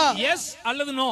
ಎಸ್ ಅಥವಾ ಇಲ್ಲ? ஆனா இவர் என்ன சொல்றாருன்னா, ಆದ್ರೆ ಇವ್ರು ಏನ್ ಹೇಳ್ತಾರೆ ಅಂದ್ರೆ, என்ன கொண்டு போய் நிறுத்த வேற ஒருத்தர் ನನ್ನ ತಗೊಂಡೋಗಿ ಕೊಳ್ಳದೊಳಗೆ ಇಳಿಸೋದಕ್ಕೆ ಯಾರು ಇಲ್ಲ. பழைய ஏற்பாடுல ಇದೇ ತರ ಹಳೆ ஒரு ಒಡಂಬಡಿಕೆಯಲ್ಲಿ தீர்க்கதரிசி ஒரு அம்மா பார்த்து ಒಬ್ಬ கேக்குறாரு, ಪ್ರವಾದಿ ಆ ತಾಯಿ ನೋಡಿ ಕೇಳಿದ್ರು, வீட்ல என்னமா இருக்கு? ನಿನ್ನ ಮನೇಲಿ ಏನಮ್ಮ ಇದೆ? அந்த ಅಮ್ಮ வந்து சொல்லுது, ಆ ತಾಯಿ ಬಂದು ಹೇಳ್ತಾರೆ, எங்க வீட்டுக்காரர் நிறைய கடனை சேர்த்து வச்சிட்டு ನನ್ನ ಯಜಮಾನರು ತುಂಬಾ ಸಾಲ ಮಾಡಿ ಸತ್ತೋದ್ರು. அவரும் தீர்க்கதரிசியின் புத்திரர் இருந்தான். ಅವ್ರು ಕೂಡ ಪ್ರವಾದಿ ಮಗನೇ, கடன் வாங்கி வச்சிட்டு செத்து போயிடுறாங்க. ಸಾಲ ಮಾಡಿಟ್ಟು ಸತ್ತೋದ್ರು. இப்ப கடன் கொடுத்தவன் என் பிள்ளைகளை ಅಡಿಮೆಪಡ್ತ ಈಗ நினைக்கிறான். ಸಾಲ ಕೊಟ್ಟರೆ ಬಂದು ನಮ್ಮ ಮಕ್ಕಳನ್ನ ದಾಸನಾಗಿ ಇಟ್ಕೊಳ್ಬೇಕು ಇಷ್ಟಪಡ್ತಾನೆ. நான் என்னையா பண்ணணும்? ನಾನು ಏನಯ್ಯ ಮಾಡ್ಬೇಕು? அப்ப தீர்க்கதரிசி கேட்டாரு, ಆಗ ಪ್ರವಾದಿ ಕೇಳಿದ್ರು, உன்கிட்ட என்னமா இருக்கு? ನಿನ್ನ ಹತ್ರ ಏನಿದಮ್ಮ? அந்த அம்மா என்ன சொல்லிருக்கணும்? ಆ ಅಮ್ಮ ಏನ್ ಹೇಳಿರ್ಬೇಕು? ஒரே ஒரு குடம் எண்ணெய் இருக்கு, ಒಂದೇ ಒಂದು ಮುಗಿಯಲ್ಲಿ ಎಣ್ಣೆ ಇದೆ. ஆனா அது அப்படி என்ன தெரியுமா சொல்லுச்சு? ಆದ್ರೆ ಅವಾಗ ಏನ್ ಹೇಳ್ತು ಗೊತ್ತಾ? ಆ ಅಮ್ಮ ஒரு குடம் எண்ணெய் இல்லாமல் ಒಂದು ಮೊಗೆ ಎಣ್ಣೆ ಇಲ್ಲದೆ வேற ஒன்றும் இல்லை சாமி, ಬೇರೆ ಏನು ಇಲ್ಲ ಸ್ವಾಮಿ, இல்லை சாமி, ಇಲ್ಲ ಸ್ವಾಮಿ, இல்லை இல்லை என்று ಇಲ್ಲ ಇಲ್ಲ ಅಂತ நம்ம சொல்லி பழகிட்டோம். ನಾವ್ ಹೇಳಿ ಅಭ್ಯಾಸ ಮಾಡ್ಕೊಂಡ್ நீங்க ಬಿಟ್ವಿ. இருக்கிறத யோசித்து பாருங்க. ನೀನ್ ಇರೋದನ್ನ ಯೋಚಿಸಿ ನೋಡ್ರಿ. கூட்டத்துல வந்து அத்தனை பேர் நீங்க செல்வந்தர்கள். ಈ ಪ್ರಾರ್ಥನೆಗೆ ಬಂದ್ರೆ ನೀವೆಲ್ಲರೂ ಕೂಡ ಶ್ರೀಮಂತರು. ஆமென் சொல்லுங்க. ಆಮೇಲೆ ಹೇಳಿ ஹalleluya. ಹಾಲೆಲೂಯಾ. நீங்க மற்றவங்களை போற சொகுசா போறது கார் இல்லையா? ನೀವು ಬೇರೆ ಜೊತೆಗೆ ಐಶ್ವರ್ಯದ ಕಾರಣ ಹೋಗೋದು ಶ್ರೀಮಂತಿಕೆ ಅಲ್ವಾ? கார் இல்லையா? ಕಾರ್ ಇಲ್ವಾ? கவலைப்படாதீங்க. ಚಿಂತೆ ಮಾಡಬೇಡಿ. டூ வீலர் இருக்கா? ಟೂ ವೀಲರ್ ಇದೆಯಾ? சந்தோஷப்படு. ಸಂತೋಷ ಪಡಿ. டூ வீலர் இல்லையா? ಟೂ ವೀಲರ್ ಇಲ್ವಾ? கவலைப்படாத. ಚಿಂತೆ ಮಾಡಬೇಡಿ. சைக்கிள் இருக்கா? ಸೈಕಲ್ ಇದೆಯಾ? சந்தோஷப்படு. ಸಂತೋಷ ಪಡಿ. சைக்கிள் இல்லையா? ಸೈಕಲ್ ಇಲ್ವಾ? நடக்க முடியுதா? ನಡೆಯಕ್ಕಾಗುತ್ತಾ? நடந்து சந்தோஷப்படு. ಅದನ್ನ ನೋಡಿ ಸಂತೋಷ ಪಡು. நடக்கிறது கால் இருக்கா? ನಡೆ ಕಾಲಿದ್ಯಾ? சந்தோஷப்படு. ಸಂತೋಷ ಪಡು. நடக்க ಕಾಲೇ இல்லையா? ನಡೆ ಕಾಲಿಲ್ವಾ? கால் இல்லையா? ಕಾಲಿಲ್ವಾ? இல்லன்னா பரவாயில்ல. ಇಲ್ಲಾಂದ್ರೂ ಪರವಾಗಿಲ್ಲ. உயிர் இருக்கா? ಪ್ರಾಣ ಇದೆಯಾ? சந்தோஷப்படு. ಸಂತೋಷ ಪಡು. எது இருக்கோ ಯಾವ್ದಿದೆಯೋ அத குறிச்சு ಅದನ್ನ ಇಟ್ಟು சந்தோஷப்படாதா? ಸಂತೋಷ ಪಡುವುದೇ சந்தோஷப்பதான் ಸಂತೋಷವೇ தேவனுடைய ராஜ்யமா இருக்கு. ದೇವರ ರಾಜ್ಯವಾಗಿದೆ. இறைவன் சொன்னா, ದೇವರು ಹೇಳಿದ್ರು, உன் அலங்கத்திற்குள்ளே ನಿನ್ನ ಪೌಳಿಗೋಡೆಗಳೊಳಗೆ சமாதானம் இருப்பதாக. ಸಮಾಧಾನವಿರಲಿ. கிறிஸ்துவை நம்புகிறவனுடைய வாழ்க்கையிலே ಕ್ರೈಸ್ತ ನಂಬೋರ ಜೀವನದಲ್ಲಿ உண்ண உணவு இல்லை என்றாலும், ಊಟಕ್ಕೆ ವಸ್ತ್ರ ಊಟ ಇಲ್ಲ ಅಂದ್ರು, உடுக்க உடை இல்லை என்றாலும், ಉಡುವುದಕ್ಕೆ ವಸ್ತ್ರ ಇಲ್ಲ ಅಂದ್ರು, உறங்க இடம் இல்லை என்றாலும், ಮಲಗೋದಕ್ಕೆ ಜಾಗ ಇಲ್ಲ ಅಂದ್ರು, உள்ளத்திலே ಹೃದಯದಲ್ಲಿ சமாதானம் இல்லாமல் இருக்க கூடாது. ಸಮಾಧಾನವಿಲ್ಲದೆ ಇರಬಾರದು. யாரெல்லாம் சமாதாನமா இருக்கீங்க, ಯಾರೆಲ್ಲ ಸಮಾಧಾನವಾಗಿದ್ದೀರೋ அங்கே தேவ ರಾಜ್யம் இருக்கிறது ಅಲ್ಲಿ என்று ದೇವರ ರಾಜ್ಯವಿದೆ ಅಂತ ಅರ್ಥ. ஆண்டவர் சொன்னார் யோவான் 14:27 ಯೋಹಾನ 14:27 ಹೇಳಿದ್ರು, சமாதானத்தை உனக்கு வைத்து போறேன், ನನ್ನ ಶಾಂತಿಯನ್ನು ನಿಮಗೆ ಕೊಟ್ಟು ಹೋಗುತ್ತೇನೆ. உலகம் கொடுக்கிற பிரகாரம் அல்ல, ಲೋಕವು ಕೊಡುವ ರೀತಿಯಿಂದ ಅಲ್ಲ. உலகம் நல்ல சந்தோஷம் கொடுக்கும், ಲೋಕ ಚೆನ್ನಾಗಿ ಸಂತೋಷ ಕೊಡುತ್ತೆ, ஆனா அது நிரந்தரம் அல்ல. ಆದ್ರೆ ಅದು ಶಾಶ್ವತವಲ್ಲ. நமக்கு அப்படி ஒரு பெரிய இலையை விரிச்சு ನಮಗೆ ಹಾಗೆ ದೊಡ್ಡ ಎಲೆನ ಆಸಿ, அப்படியே ಚಿக்கನ್ அப்படி அரிச்சு ನಮಗೆ தட்டுல போடும்போது ನಮಗೆ ಹಾಗೆ ಚಿಕನ್ ಕೋಳಿ ಮಾಂಸನ ಹಾಗೆ ತುಂಬಿಸಿ ಎಲೆಯಲ್ಲಿ ಹಾಕುವಾಗ அப்படியே சந்தோஷமா தான் ಹಾಗೇ ಸಂತೋಷವಾಗಿರುತ್ತೆ. நிறைய கறி போட்டுட்டாங்க, ತುಂಬಾ ಮಾಂಸ ಹಾಕ್ಬಿಟ್ರು, கூடாதுன்னு ಬಿಡಬಾರ್ದು ಅಂತ ಹೇಳಿ சாப்பிட்டுட்டு கை கழுவிட்டு போகும்போது ಊಟ ಮಾಡಿ ಕೈ ತೊಳೆದು ಹೋಗುವಾಗ கொஞ்சம் ಉಪ್ಪು போட்டுருந்தா ಸ್ವಲ್ಪ ಉಪ್ಪು ಹಾಕಿದ್ರೆ ಚೆನ್ನಾಗಿರ್ತಾ ಇತ್ತು. ஏன் இப்படி பண்ணிட்டாங்க? ಯಾಕೆ ತರ ಮಾಡ್ಬಿಟ್ರು? இதுதான் மனித சுபாவம். ಇದೇ ಮನುಷ್ಯನ ಸ್ವಭಾವ. இது உலகம் கொடுக்கிற ಇದು சமாதானம். ಲೋಕ ಕೊಡುವ ಸಮಾಧಾನ ಹಾಗೆ எது ಇರುತ್ತೆ. நம்ம கையில இல்லையோ, ಯಾವುದು ನಮ್ಮ ಕೈಯಲ್ಲಿ அது ಇಲ್ವೋ கிடைச்ச உடனே சந்தோஷமா ಅದು இருக்கும். ಸಿಕ್ಕಿದ ಕೂಡಲೇ அது ಸಂತೋಷವಾಗಿರುತ್ತೆ. நம்மளை விட்டு போன உடனே ಅದನ್ನ ಬಿಟ್ಟು ಹೋದ ಕೂಡಲೇ அந்த சமாதானமும் போயிடும். ಅಲ್ಲಿ ಸಮಾಧಾನ ಹೋಗ್ಬಿಡ್ತದೆ. அதனாலதான் இயேசு சொன்னார், ಅದಕ್ಕೆ ಯೇಸು ಹೇಳಿದ್ರು, உலகம் கொடுக்கிற பிரகாரம் அல்ல, ಲೋಕವು ಕೊಡುವ ರೀತಿಯಿಂದಲ್ಲ, என்னுடைய சமாதானத்தை உங்களுக்கு வைத்து போகிறேன். ನನ್ನ ಶಾಂತಿಯನ್ನು ನಿಮಗೆ ಕೊಟ್ಟು ಹೋಗುತ್ತೇನೆ. அவருடைய சமாதானம் நமக்கு எப்படி கொடுக்கப்பட்டது? ಆತನ ಶಾಂತಿ ನಮಗೆ ಹೇಗೆ ಕೊಡಲ್ಪಟ್ಟಿತು? கொலைசீர் 1:20 ಕೊಲೊಸ್ಸೆಯವರಿಗೆ 2:20 ವಾಕ್ಯದಲ್ಲಿ, அவர் சிலுவையிலே சிந்தின இரத்தத்தினாலே சமாதானத்தை உண்டாக்கி, ಆತನು ಶಿಲುಬೆಯಲ್ಲಿ ಸುರಿಸಿದ ರಕ್ತದಿಂದ ಸಮಾಧಾನ ಉಂಟು ಮಾಡಿ, அவர் பூலோகத்தாரையும் மேலோகத்தாரையும் ரெண்டு பேரும் ஒன்றிணைக்கத்தக்கதாக கிரியை நடப்பித்தார். ಆತನು ಭೂಲೋಕದವರನ್ನು ಪರಲೋಕದವರನ್ನು ಒಟ್ಟಾಗಿ ಸೇರಿಸಲು ಕ್ರಿಯೆಯನ್ನು ನಡೆಸಿದನು. அவர் சிலுவையிலே சிந்தின இரத்தத்தினாலே சமாதானத்தை உண்டாக்கினார். ಅವರು ಶಿಲುಬೆಯಲ್ಲಿ ಸುರಿಸಿದ ರಕ್ತದಿಂದ ನಮಗೆ ಸಮಾಧಾನವನ್ನು ಕೊಟ್ಟರು. ஆதலால் என் அன்பு உறவுகளே, ಆದುದರಿಂದ ನನ್ನ ಪ್ರಿಯ ಸಂಬಂಧಿಕರೇ, எது இல்லை என்றாலும் கவலைப்பட வேண்டாம். ಯಾವುದಿಲ್ಲ ಅಂದ್ರೂ ಚಿಂತೆ ಮಾಡಬೇಡಿ. உள்ளத்தில் சமாதானம் இருக்கிறதா? ಹೃದಯದಲ್ಲಿ ಸಮಾಧಾನ ಇದೆಯಾ? அந்த சமாதானமே தேவனுடைய ராஜ்யமாகும். ಆ ಸಮಾಧಾನವೇ ದೇವರ ರಾಜ್ಯವಾಗಿರುತ್ತದೆ. நம்மெல்லாம் தேவனுடைய ராஜ்யம் என்றால் ನಾವೆಲ್ಲರೂ ಕೂಡ ದೇವರ ರಾಜ್ಯ ಅಂದ್ರೆ செத்து போனதுக்கு அப்புறம் வாழுகிற வாழ்க்கை என்று நினைத்துக் கொண்டிருக்கின்றோம். ಸತ್ತು ಹೋದಂತ ಜೀವಿತ ಯಾವ ರೀತಿ ಜೀವಿಸಬೇಕಂತ ಯೋಚನೆ ಮಾಡ್ತಿದ್ದೇವೆ. ஆனால் பரிசுத்த வேதம் சொல்லுகிறது, ಆದ್ರೆ ಪವಿತ್ರಾತ್ಮ ದೇವರ ವಾಕ್ಯ இந்த ಹೇಳ್ತದೆ, பூமியிலே நீங்களுடைய ராஜ்யத்திலே வாழ முடியும் என்று. ಈ ಭೂಮಿಯಲ್ಲಿ ನನ್ನ ರಾಜ್ಯದಲ್ಲಿ ಬದುಕಲು ಸಾಧ್ಯ ಅಂತ ಹೇಳಿ ரோமருக்கு எழுதின நிருபம் 14:17 இவ்வாறு கூறுகின்றன, ರೋಮಾಪುರ ಪುಸ್ತಕ 4:17 ಈ ರೀತಿಯಾಗಿ ಹೇಳುತ್ತದೆ, தேவனுடைய ராஜ்யம் புசிப்பும் குடிப்பும் அல்ல, ದೇವರ ರಾಜ್ಯವು ತಿನ್ನುವುದು ಕುಡಿಯುವುದು ಅಲ್ಲ, அது சமாதானமும் ಅದು ಸಮಾಧಾನವು பரிசுத்த ஆவியினாலே வருகிற சந்தோஷம். ಪವಿತ್ರಾತ್ಮನಿಂದ ಬರುವಂತ ಸಂತೋಷವಾಗಿದೆ. நமக்கு பாடல் ஆராதனை நடத்தின சகோதரர் சொன்னார்கள், ನಮಗೆ ಹಾಡಿನ ಆರಾಧನೆ ನಡೆಸುವಂತ ಸಹೋದರ ಹೇಳಿದ್ರು, பரிசுத்த ஆவியை பெற்றுக்கொள்ளுங்கள், ಪವಿತ್ರಾತ್ಮನ ಹೊಂದಿಕೊಳ್ಳ್ರಿ, அந்நிய பாஷையை பேசுங்கள். ಅನ್ಯ ಭಾಷೆ ಮಾತಾಡ್ರಿ. ஏன் அவர் அப்படி சொன்னார்? ಯಾಕೆ ಆತರ ಹೇಳಿದ್ರು ಅಂದ್ರೆ, அந்த தேவ ராஜ்யமே பரிசுத்த ஆவியினாலே உண்டாகிற சந்தோஷம். ಆ ದೇವರ ರಾಜ್ಯ ಪವಿತ್ರಾತ್ಮನ ನಡೆದ ಸಂತೋಷವಾಗಿದೆ. எவ்வளவு பெரிய பிரச்சனை இருந்தாலும் உள்ளத்திலே சமாதானம் தங்கும். ಎಷ್ಟೇ ದೊಡ್ಡ ಸಮಸ್ಯೆ ಇದ್ರೂ ಕೂಡ ಪವಿತ್ರಾತ್ಮನ ಕುರಿತ ಸಂತೋಷ ಇರುತ್ತದೆ. என்னுடைய இரண்டாவது மகனை 5 துண்டா கட் பண்ணி ஒரு வேஷில சுத்தி அட்டப்பட்டில வச்சு என் கையில கொடுத்தாங்க. ನನ್ನ ಎರಡನೇ ಮಗನ 5 ತುಂಡಾಕಿ ಕತ್ತರಿಸಿ ನನ್ನ ಬಾಕ್ಸ್ ಒಂದು ಹಾಕಿ ನನ್ನ ಕೈಲಿ ಕೊಟ್ಟರು. நானே எங்க அம்மா அப்பா கல்லறை பக்கத்துல அடக்கம் பண்ணிட்டு வெளியே வந்து நின்னேன். ನಾನು ನನ್ನ ತಂದೆ ತಾಯಿ ಮಾಡಿದ ಸಮಾಧಿ ಮಾಡ್ತಾ ಜಾಗದಲ್ಲಿ ಸಮಾಧಿ ಮಾಡೋರು ನಿಂತೆ. சொந்தக்காரங்க கேட்டாங்க, ಸ್ವಂತವ್ರು ಕೇಳಿದ್ರು, என்ன பாவம் செஞ்சியோ, ಏನ್ ಪಾಪ ಮಾಡ್ದು, அதான் பிள்ளை அடிச்சிட்டாருன்னு. ಅದಕ್ಕೆ ಮಕ್ಕಳು ಹೊಡೆದ್ಬಿಟ್ರು ಅಂದ್ರು. ஒரு கூட்டம் சொல்லுச்சு, ಒಂದು ಗುಂಪು ಹೇಳ್ತು, பிசாசு பயங்கரமா போராடிட்டான், ಸೈತಾನ ಭಯಂಕರ ಹೋರಾಟ ಕೊಟ್ಬಿಟ್ಟ. ஆனா எனக்கு மட்டும் தான் தெரியும், ಅದು ನನಗೆ ಮಾತ್ರ ಗೊತ್ತು, என் தேவன் ஒரு நாளும் தீமை செய்கிறதே ನನ್ನ இல்லை, ದೇವರು ಯಾವತ್ತೂ ಕೆಟ್ಟದ್ದು ಮಾಡೋದೇ ಇಲ್ಲ, தீமை செய்ய நினைக்கிறதே இல்லை. ಆತನು ಕೆಟ್ಟದ್ದು ನೆನೆಸುವ ದೇವರಲ್ಲ. ஏனென்றால் பொல்லாத மனிதனாகிய நானே, ಯಾಕೆಂದ್ರೆ ಕೆಟ್ಟ ಮನುಷ್ಯನಾದ ನಾನೇ என் பிள்ளைகளுக்கு தீமை செய்ய நினைக்காதிருக்கும் பொழுது, ನನ್ನ ಮಕ್ಕಳಿಗೆ ಕೆಟ್ಟದ್ದು ಮಾಡ್ಬೇಕಂತ ಯೋಚಿಸದೆ ಇರುವಾಗ, அந்த நல்ல தேவன் ಆ ಒಳ್ಳೆಯ ದೇವರು தம்முடைய சொந்த குமாரனாகிய இயேசு எனக்கு அனுப்பி தந்து, ತನ್ನ ಸ್ವಂತ ಮಗನಾದ ಯೇಸು ಲೋಕಕ್ಕೆ அவரை ಕಳಿಸಿಕೊಟ್ಟು, சிலுவையிலே பலியாய் கொடுத்து, ಅವ್ರ ಶಿಲುಬೆಗೆ ಬಲಿಯಾಗಿ ಕೊಟ್ಟು, என் மேல் அன்பு வைத்த என் தேவன் ನನ್ನ ಮೇಲೆ ಪ್ರೀತಿ ಇಟ್ಟ ದೇವರು எனக்கு தீமை செய்ய நினைக்கிறதே இல்லை. ನನಗೆ ಕೆಟ್ಟದ್ದು ಮಾಡ್ಬೇಕಂತ ನೆನೆಸೋದೇ ಇಲ್ಲ. இதுவரைக்கும் நான் ஆண்டவரிடத்தில் ஒரு கேள்வி கேட்டதில்லை. ಅದಕ್ಕೆ ಇದುವರೆಗೂ ನಾನು ದೇವರ ಒಂದು ಪ್ರಶ್ನೆ ಕೇಳಿಲ್ಲ. சிலர் சொன்னார்கள், நீ செய்த பாவத்தினாலே கர்த்தர் உன் பிள்ளை அடித்து விட்டார். ಕೆಲವರು ಹೇಳಿದ್ರು, ನೀನು ಮಾಡಿದ ಪಾಪದಿಂದ ಮಗನ ಹೊಡೆದು ಬಿಟ್ರು ಅಂದ್ರು. மறுபடியும் குழந்தை பிறக்காது என்று சொன்னார்கள். ಮತ್ತೆ ಮಕ್ಕಳು ಕೊಡೋಣ ಅಂತ ಹೇಳಿದ್ರು. மருத்துவர்கள் சொன்னார்கள், இனி குழந்தை பிறக்க கூடாது என்று சொன்னார்கள். ಡಾಕ್ಟರ್ ಮತ್ತೆ ಲಿವಿಂಗ್ ಬೇಬಿ ಆಗ್ಬಾರ್ದು ಅಂತ ಹೇಳಿದ್ರು. மறுபடியும் 2 ஆண்டு காலம் கழித்து என்னுடைய மனைவி கருவுற்றால், ನಂತರವಾಗಿ 2 ವರ್ಷ ಆದ್ಮೇಲೆ ನನ್ನ ಹೆಂಡತಿಯವರು ಗರ್ಭಧಾರಣೆ ಆದ್ರು. அக்டோபர் 10ஆம் தேதி குழந்தை பிறக்கும் என்று மருத்துவர் சொன்னார்கள். ಅಕ್ಟೋಬರ್ 10ನೇ ತಾರೀಕು ಮಗು ಹುಟ್ಟಿದೆ ಅಂತ ಡಾಕ್ಟರ್ಸ್ ಹೇಳಿದ್ರು. ஆனா என்னுடைய பையன் செப்டம்பர் 14 மறுபடியும் பிறந்தான். ಆದ್ರೆ ನನ್ನ ಮಗನು ಮತ್ತೆ ಸೆಪ್ಟೆಂಬರ್ 14ನೇ ತಾರೀಕಿಗೆ ಹುಟ್ಟುಬಿಟ್ಟ. ஏனென்றால் அந்த பையன் இறந்ததும் செப்டம்பர் 14, இந்த பையன் பிறந்ததும் செப்டம்பர் 14. ಯಾಕಂದ್ರೆ ಆ ಮಗ ಸತ್ತಿದ್ದು ಸೆಪ್ಟೆಂಬರ್ 14, ಈ ಮಗು ಹುಟ್ಟಿದ್ದು ಸೆಪ್ಟೆಂಬರ್ 14. இப்போ கர்த்தர் உன் பிள்ளை அடித்தார் என்று சொன்னவர்கள் எல்லாம், ಈಗ ಕರ್ತನು ನಿನ್ನ ಮಗನ ಹೊಡೆದ ಅಂತ ಹೇಳಿದವರೆಲ್ಲ, உண்மையிலே கர்த்தர் உங்க கூட இருக்கிறார் பிரதர். ನಿಜವಾಗಿ ನಿಮ್ಮ ಸಂಗಡ ದೇವರು ಇದ್ದಾರೆ ಬ್ರದರ್. மனிதர்கள் சொல்லப்படுற வார்த்தையை நம்பாதே. ಮನುಷ್ಯರು ಹೇಳುವಂತ ಮಾತು ನಂಬೇಡ. அது உன் கூட உட்கார்ந்து நல்லா பேசிட்டு ஒண்ணு விட்டு கிளம்பி போன உடனே வேற மாதிரி பேசும். ನಿನ್ನೊಟ್ಟಿಗೆ ಇದು ಚೆನ್ನಾಗಿ ಮಾತಾಡುತ್ತೆ, ನಿನ್ನ ಬಿಟ್ಟು ಹೋದ್ಮೇಲೆ ಬೇರೆ ತರ ಮಾತಾಡುತ್ತೆ. மனித வார்த்தைகளை நம்பி சோர்ந்து போகாதே. ಮನುಷ್ಯನ ಮಾತು ನಂಬಿ ಸೋತೋಗ್ಬೇಡ. உன் வாழ்க்கையிலே ನಿನ್ನ ಬಾಳಲ್ಲಿ தேவனை சார்ந்து வாழ்ந்தால், ದೇವ್ರ ನಂಬಿ ಬಾಳಿದ್ರೆ யாரும் எடுத்து போட முடியாத தேவ சமாதான உன் வார்த்தையில ಯಾರು ತೆಗೆಯಲಾಗದಂತ ಸಮಾಧಾನ ದೇವರು ನಿನಗೆ ಕೊಡ್ತಾರೆ. 3வது பிறந்த அந்த பையன் ಮೂರನೇ ಹುಟ್ಟಿದಂತ ಮಗು 3 வயசுல மாடியில இருந்து கீழ விழுந்துட்டாரு. 3ನೇ ವಯಸ್ಸಲ್ಲಿ ಮಾಡಿದ ಕೆಳಗಡೆ ಬಿದ್ಬಿಟ್ರು. மூளையில ஒரு ஆபரேஷன், சென்னையில மேத்தா மருத்துவமனையில சேர்க்கப்பட்டார். ಮೆದುಳಲ್ಲಿ ಚೆನ್ನೈ ಹಾಸ್ಪಿಟಲ್ ಆಪರೇಷನ್ ಮಾಡಿದ್ರು. மூளையில ஆபரேஷன் பண்ணி அவனை ஐசியூ வார்ಡ್ல வைத்திருக்காங்க. ಮೆದುಳಲ್ಲಿ ಆಪರೇಷನ್ ಮಾಡಿ ಐಸ್ ವಾರ್ಡ್ ಇಟ್ಟಿದ್ದೇವೆ. அவன் அந்த சின்ன வயசுல ஒரு பாட்டு பாட சொல்லுவான். ಅವ್ನು ಚಿಕ್ಕ ವಯಸ್ಸಲ್ಲಿ ಒಂದು ಹಾಡನ್ನ ಹಾಡ್ದ ಕೇಳ್ತಾ ಇದ್ದ. சிங்க குட்டிகள் பாடுங்க டாடின்னுவா. ಪ್ರಾಯದ ಸಿಂಹದ ಮರಿಗಳು ಆಡಿ டாடி ಅಂತ ಇದ್ದ. சிங்க குட்டிகள் பாடுங்கன்னு சொல்லுவான். ಸಿಂಹದ ಮರಿಗಳ ಬಗ್ಗೆ ಆಡಾಡಿ ಅಂತ ಹೇಳ್ತಾ ಇದ್ದ. குட்டிகள் தாழ்ச்சி இருந்து பட்டினியா இருக்கும். ಪ್ರಾಯದ சிம்மங்களுக்கு ஒரு நன்மையும் குறைவில்லை அப்படி பாடுவான். ಆ ಪ್ರಾಯದ ಸಿಂಹಗಳು ಹೊಟ್ಟೆಗೆ ದಾಸ್ತಾವು, ಆದ್ರೆ ಯಾವ ಹುಡುಗರು ಯಾವ ಮೇಲೆ ಕಡಿಮೆ ಅಂತ ವಾಕ್ಯ ಹೇಳ್ತಾ ಆಡ್ತಾ ಇದ್ದ. பாடிட்டு இருக்கும்போதே அவர் தூங்கிடுவாரு. ಅದನ್ನ ಆಡ್ತಾ ಇರುವಾಗಲೇ ಹಾಗೆ ನಿದ್ರೆ ಮಾಡ್ಬಿಡ್ತಾ ಇದ್ರು. ஒரு 12 கால் இருக்கும். ರಾತ್ರಿ 12 ಕಾಲ ಇರಬಹುದು. சிங்க குட்டிகள் பாடுங்க டாடினாரு. ಪ್ರಾಯದ ಸಿಂಹದ ಮರಿಗಳು ಆಡಾಡಿ டாடி ಅಂದ್ರು. சிங்க குட்டிகள் பாடிட்டு அப்படியே தலையை சாய்ச்சி தூங்கிட்டான். ನಾನು ಪ್ರಾಯದ ಸಿಂಹದ ಹಾಡನ್ನ ಹಾಗೆ ಮಲಗಿಬಿಟ್ಟೆ ಹೊರಗಿಕೊಂಡು. கொஞ்ச நேரம் கழிச்சு ಸ್ವಲ್ಪ ಸಮಯ ಬಿಟ್ಟು திரும்பி பார்த்தா ಮತ್ತೆ ನೋಡಿದ್ರೆ என் பக்கத்துல உட்கார்ந்து ஒருத்தர் பாட்டு சொல்லி கொடுத்துக்கிட்டு இருக்காரு.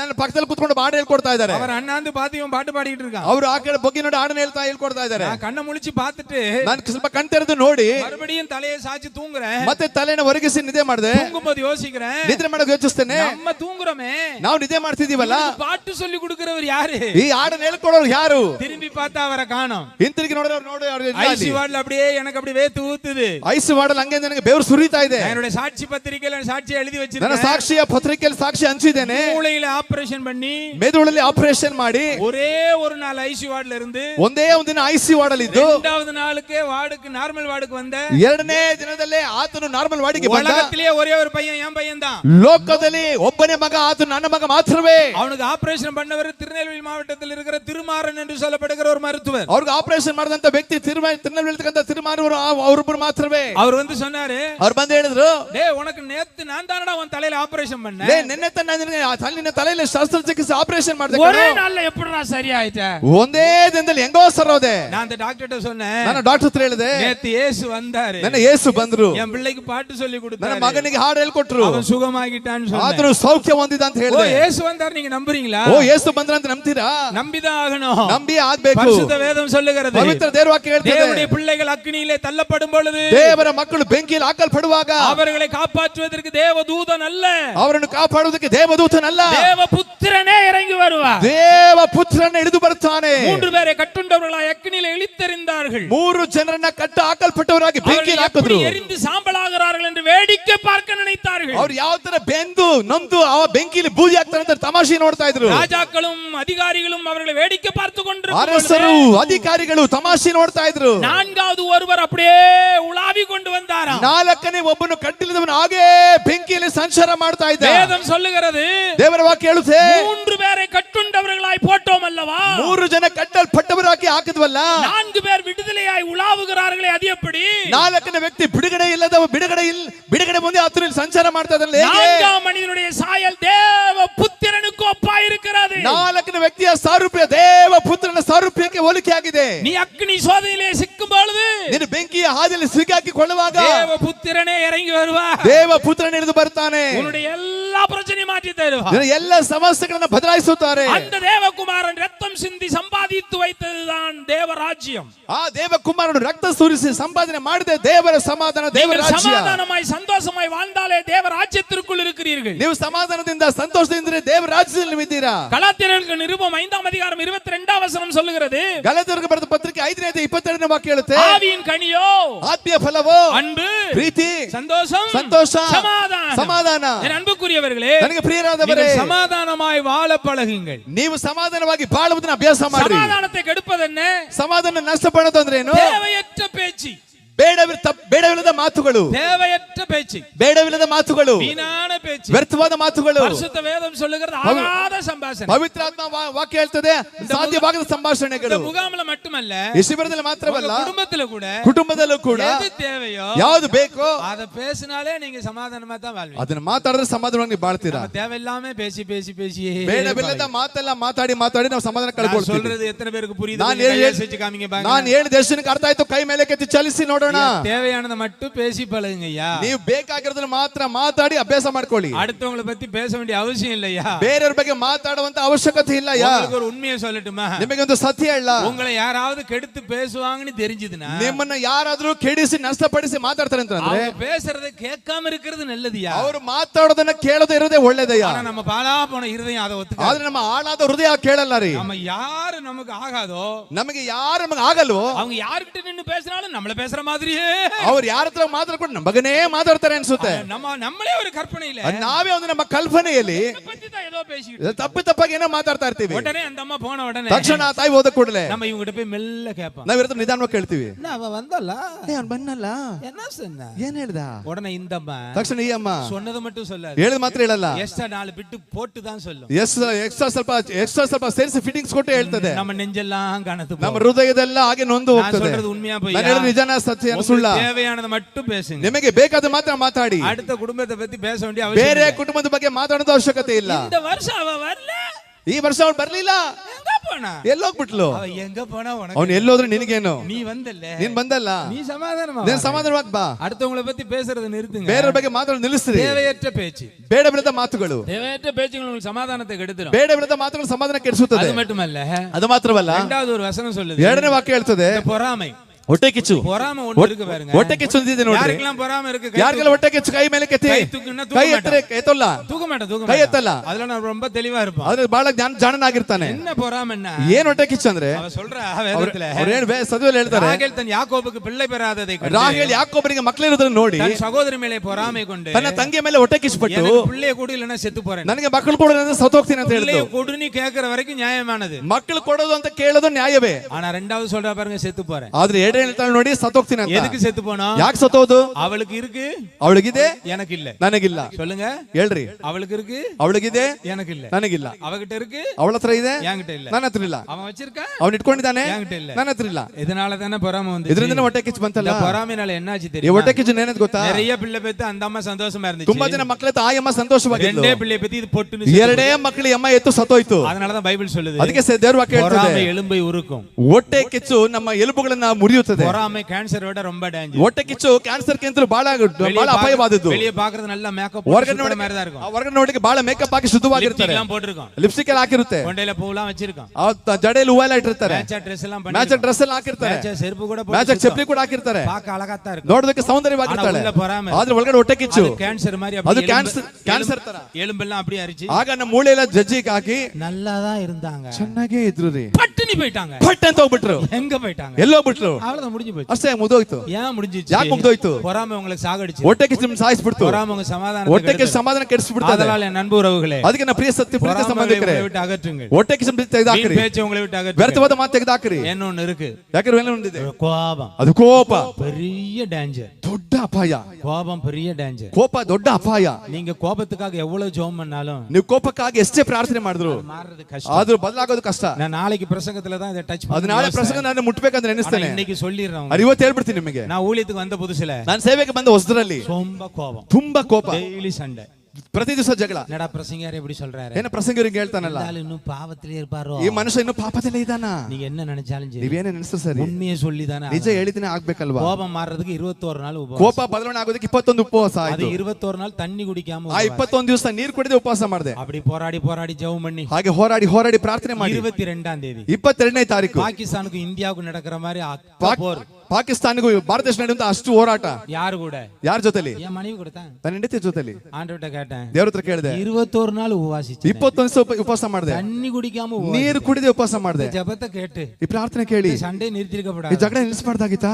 காலம் கோபம் குறைஞ்ச மாதிரி இல்ல. ಅದ್ರ ಕೋಪ ಕಡಿಮೆ ಆಗಿದ್ದಿಲ್ಲ. அப்புறம் ஜனவரி மாசம் வந்துச்சு. ಹಾಗೆ ಜನವರಿ ತಿಂಗಳು ಬಂತು. சரி 40 நாள் ಸೊ உபவாசம், 40 ದಿವಸ ಉಪವಾಸ, கஞ்சி தண்ணி மட்டும் குடிச்சு. ಗಂಜಿ ನೀರು ಮಾತ್ರ ಕುಡಿದು. ஆனா செத்து போக கூடாது. ಸತ್ತೋಗ್ಬಾರ್ದಲ್ವಾ? இந்த ஜூஸ் குடிக்கிற அளவுக்கு வசதி இல்ல. ಈ ಜ್ಯೂಸ್ ಕುಡಿಯೋಷ್ಟು ನಮಗೆ ವಸತಿ ಇಲ್ಲ. அதனால கஞ்சி தண்ணி குடிச்சு ಅದಕ್ಕೆ ಗಂಜಿಗೆ ನೀರು ಕುಡಿದು 40 ದಿವಸ ಉಪವಾಸ. 43வது ನಾள் 43ನೇ ದಿನ ஈரானுக்கும் ஈராக்குக்கு வர்ற மாதிரி வீட்ல சண்டை. ಇರಾನ್ಗೂ ಇರಾಕ್ ಬರದಂತ ಒಂದು ಜಗಳ. கோபம் குறைஞ்ச மாதிரி இல்ல. ಕೋಪ ಕಡಿಮೆ ಆಗಿದ್ದಿಲ್ಲ. 21 நாள் ஜெபம் பண்ணி 20 ದಿವಸ ಉಪವಾಸ ಮಾಡಿ கோபம் குறையலையே. ಪ್ರಾರ್ಥನೆ ಕೋಪ ಕಡಿಮೆ ಆಗಿಲ್ಲ. 40 நாள் உபவாசம் இருந்து 40 ದಿವಸ ಉಪವಾಸ ಆಯ್ತು, கோபம் சரவில்லை. ಕೋಪ ಕಡಿಮೆ ಆಗ್ಲಿಲ್ವಲ್ಲ? என் ஜெபத்தை கேட்டீரா இல்லையா? ನಾನು ಪ್ರಾರ್ಥನೆ ಕೇಳಿದ್ರ ಇಲ್ವಾ? ஆண்டவர்ட்ட ஜெபம் பண்ண. ದೇವ್ರ ಹತ್ರ ಪ್ರಾರ್ಥನೆ ಮಾಡಿದೆ. ஆண்டவர் சொன்னாரு, ದೇವ್ರು ಹೇಳಿದ್ರು, கோபம் வர்றதுக்கு எதுக்கு ஒண்ணு அவன் 21 நாள் உபவாசிக்க சொன்னான். ಕೋಪ ಬರೋದಕ್ಕೆ ಯಾರಿನ ಅಪ್ಪೋ 21 ದಿವಸ ಉಪವಾಸ ಇರು ಅಂತ ಹೇಳಿದ್ರು. எதுக்கு 40 நாள் கஞ்சி தண்ணி ಯಾಕೆ 40 ದಿವಸ ಗಂಜಿ ನೀರು ಕುಡಿದೆ? நான் ஒன்னு சொல்றேன், ನಾನು ಒಂದ್ ಹೇಳ್ತೀನಿ, அதை செய், ಅದನ್ನ ಮಾಡು, நீ அமைதியா வாழலான்னு. ನೀನು ನಿಶ್ಶಬ್ದ ಬಾಳ್ಬೋದು ಅಂದ್ರು.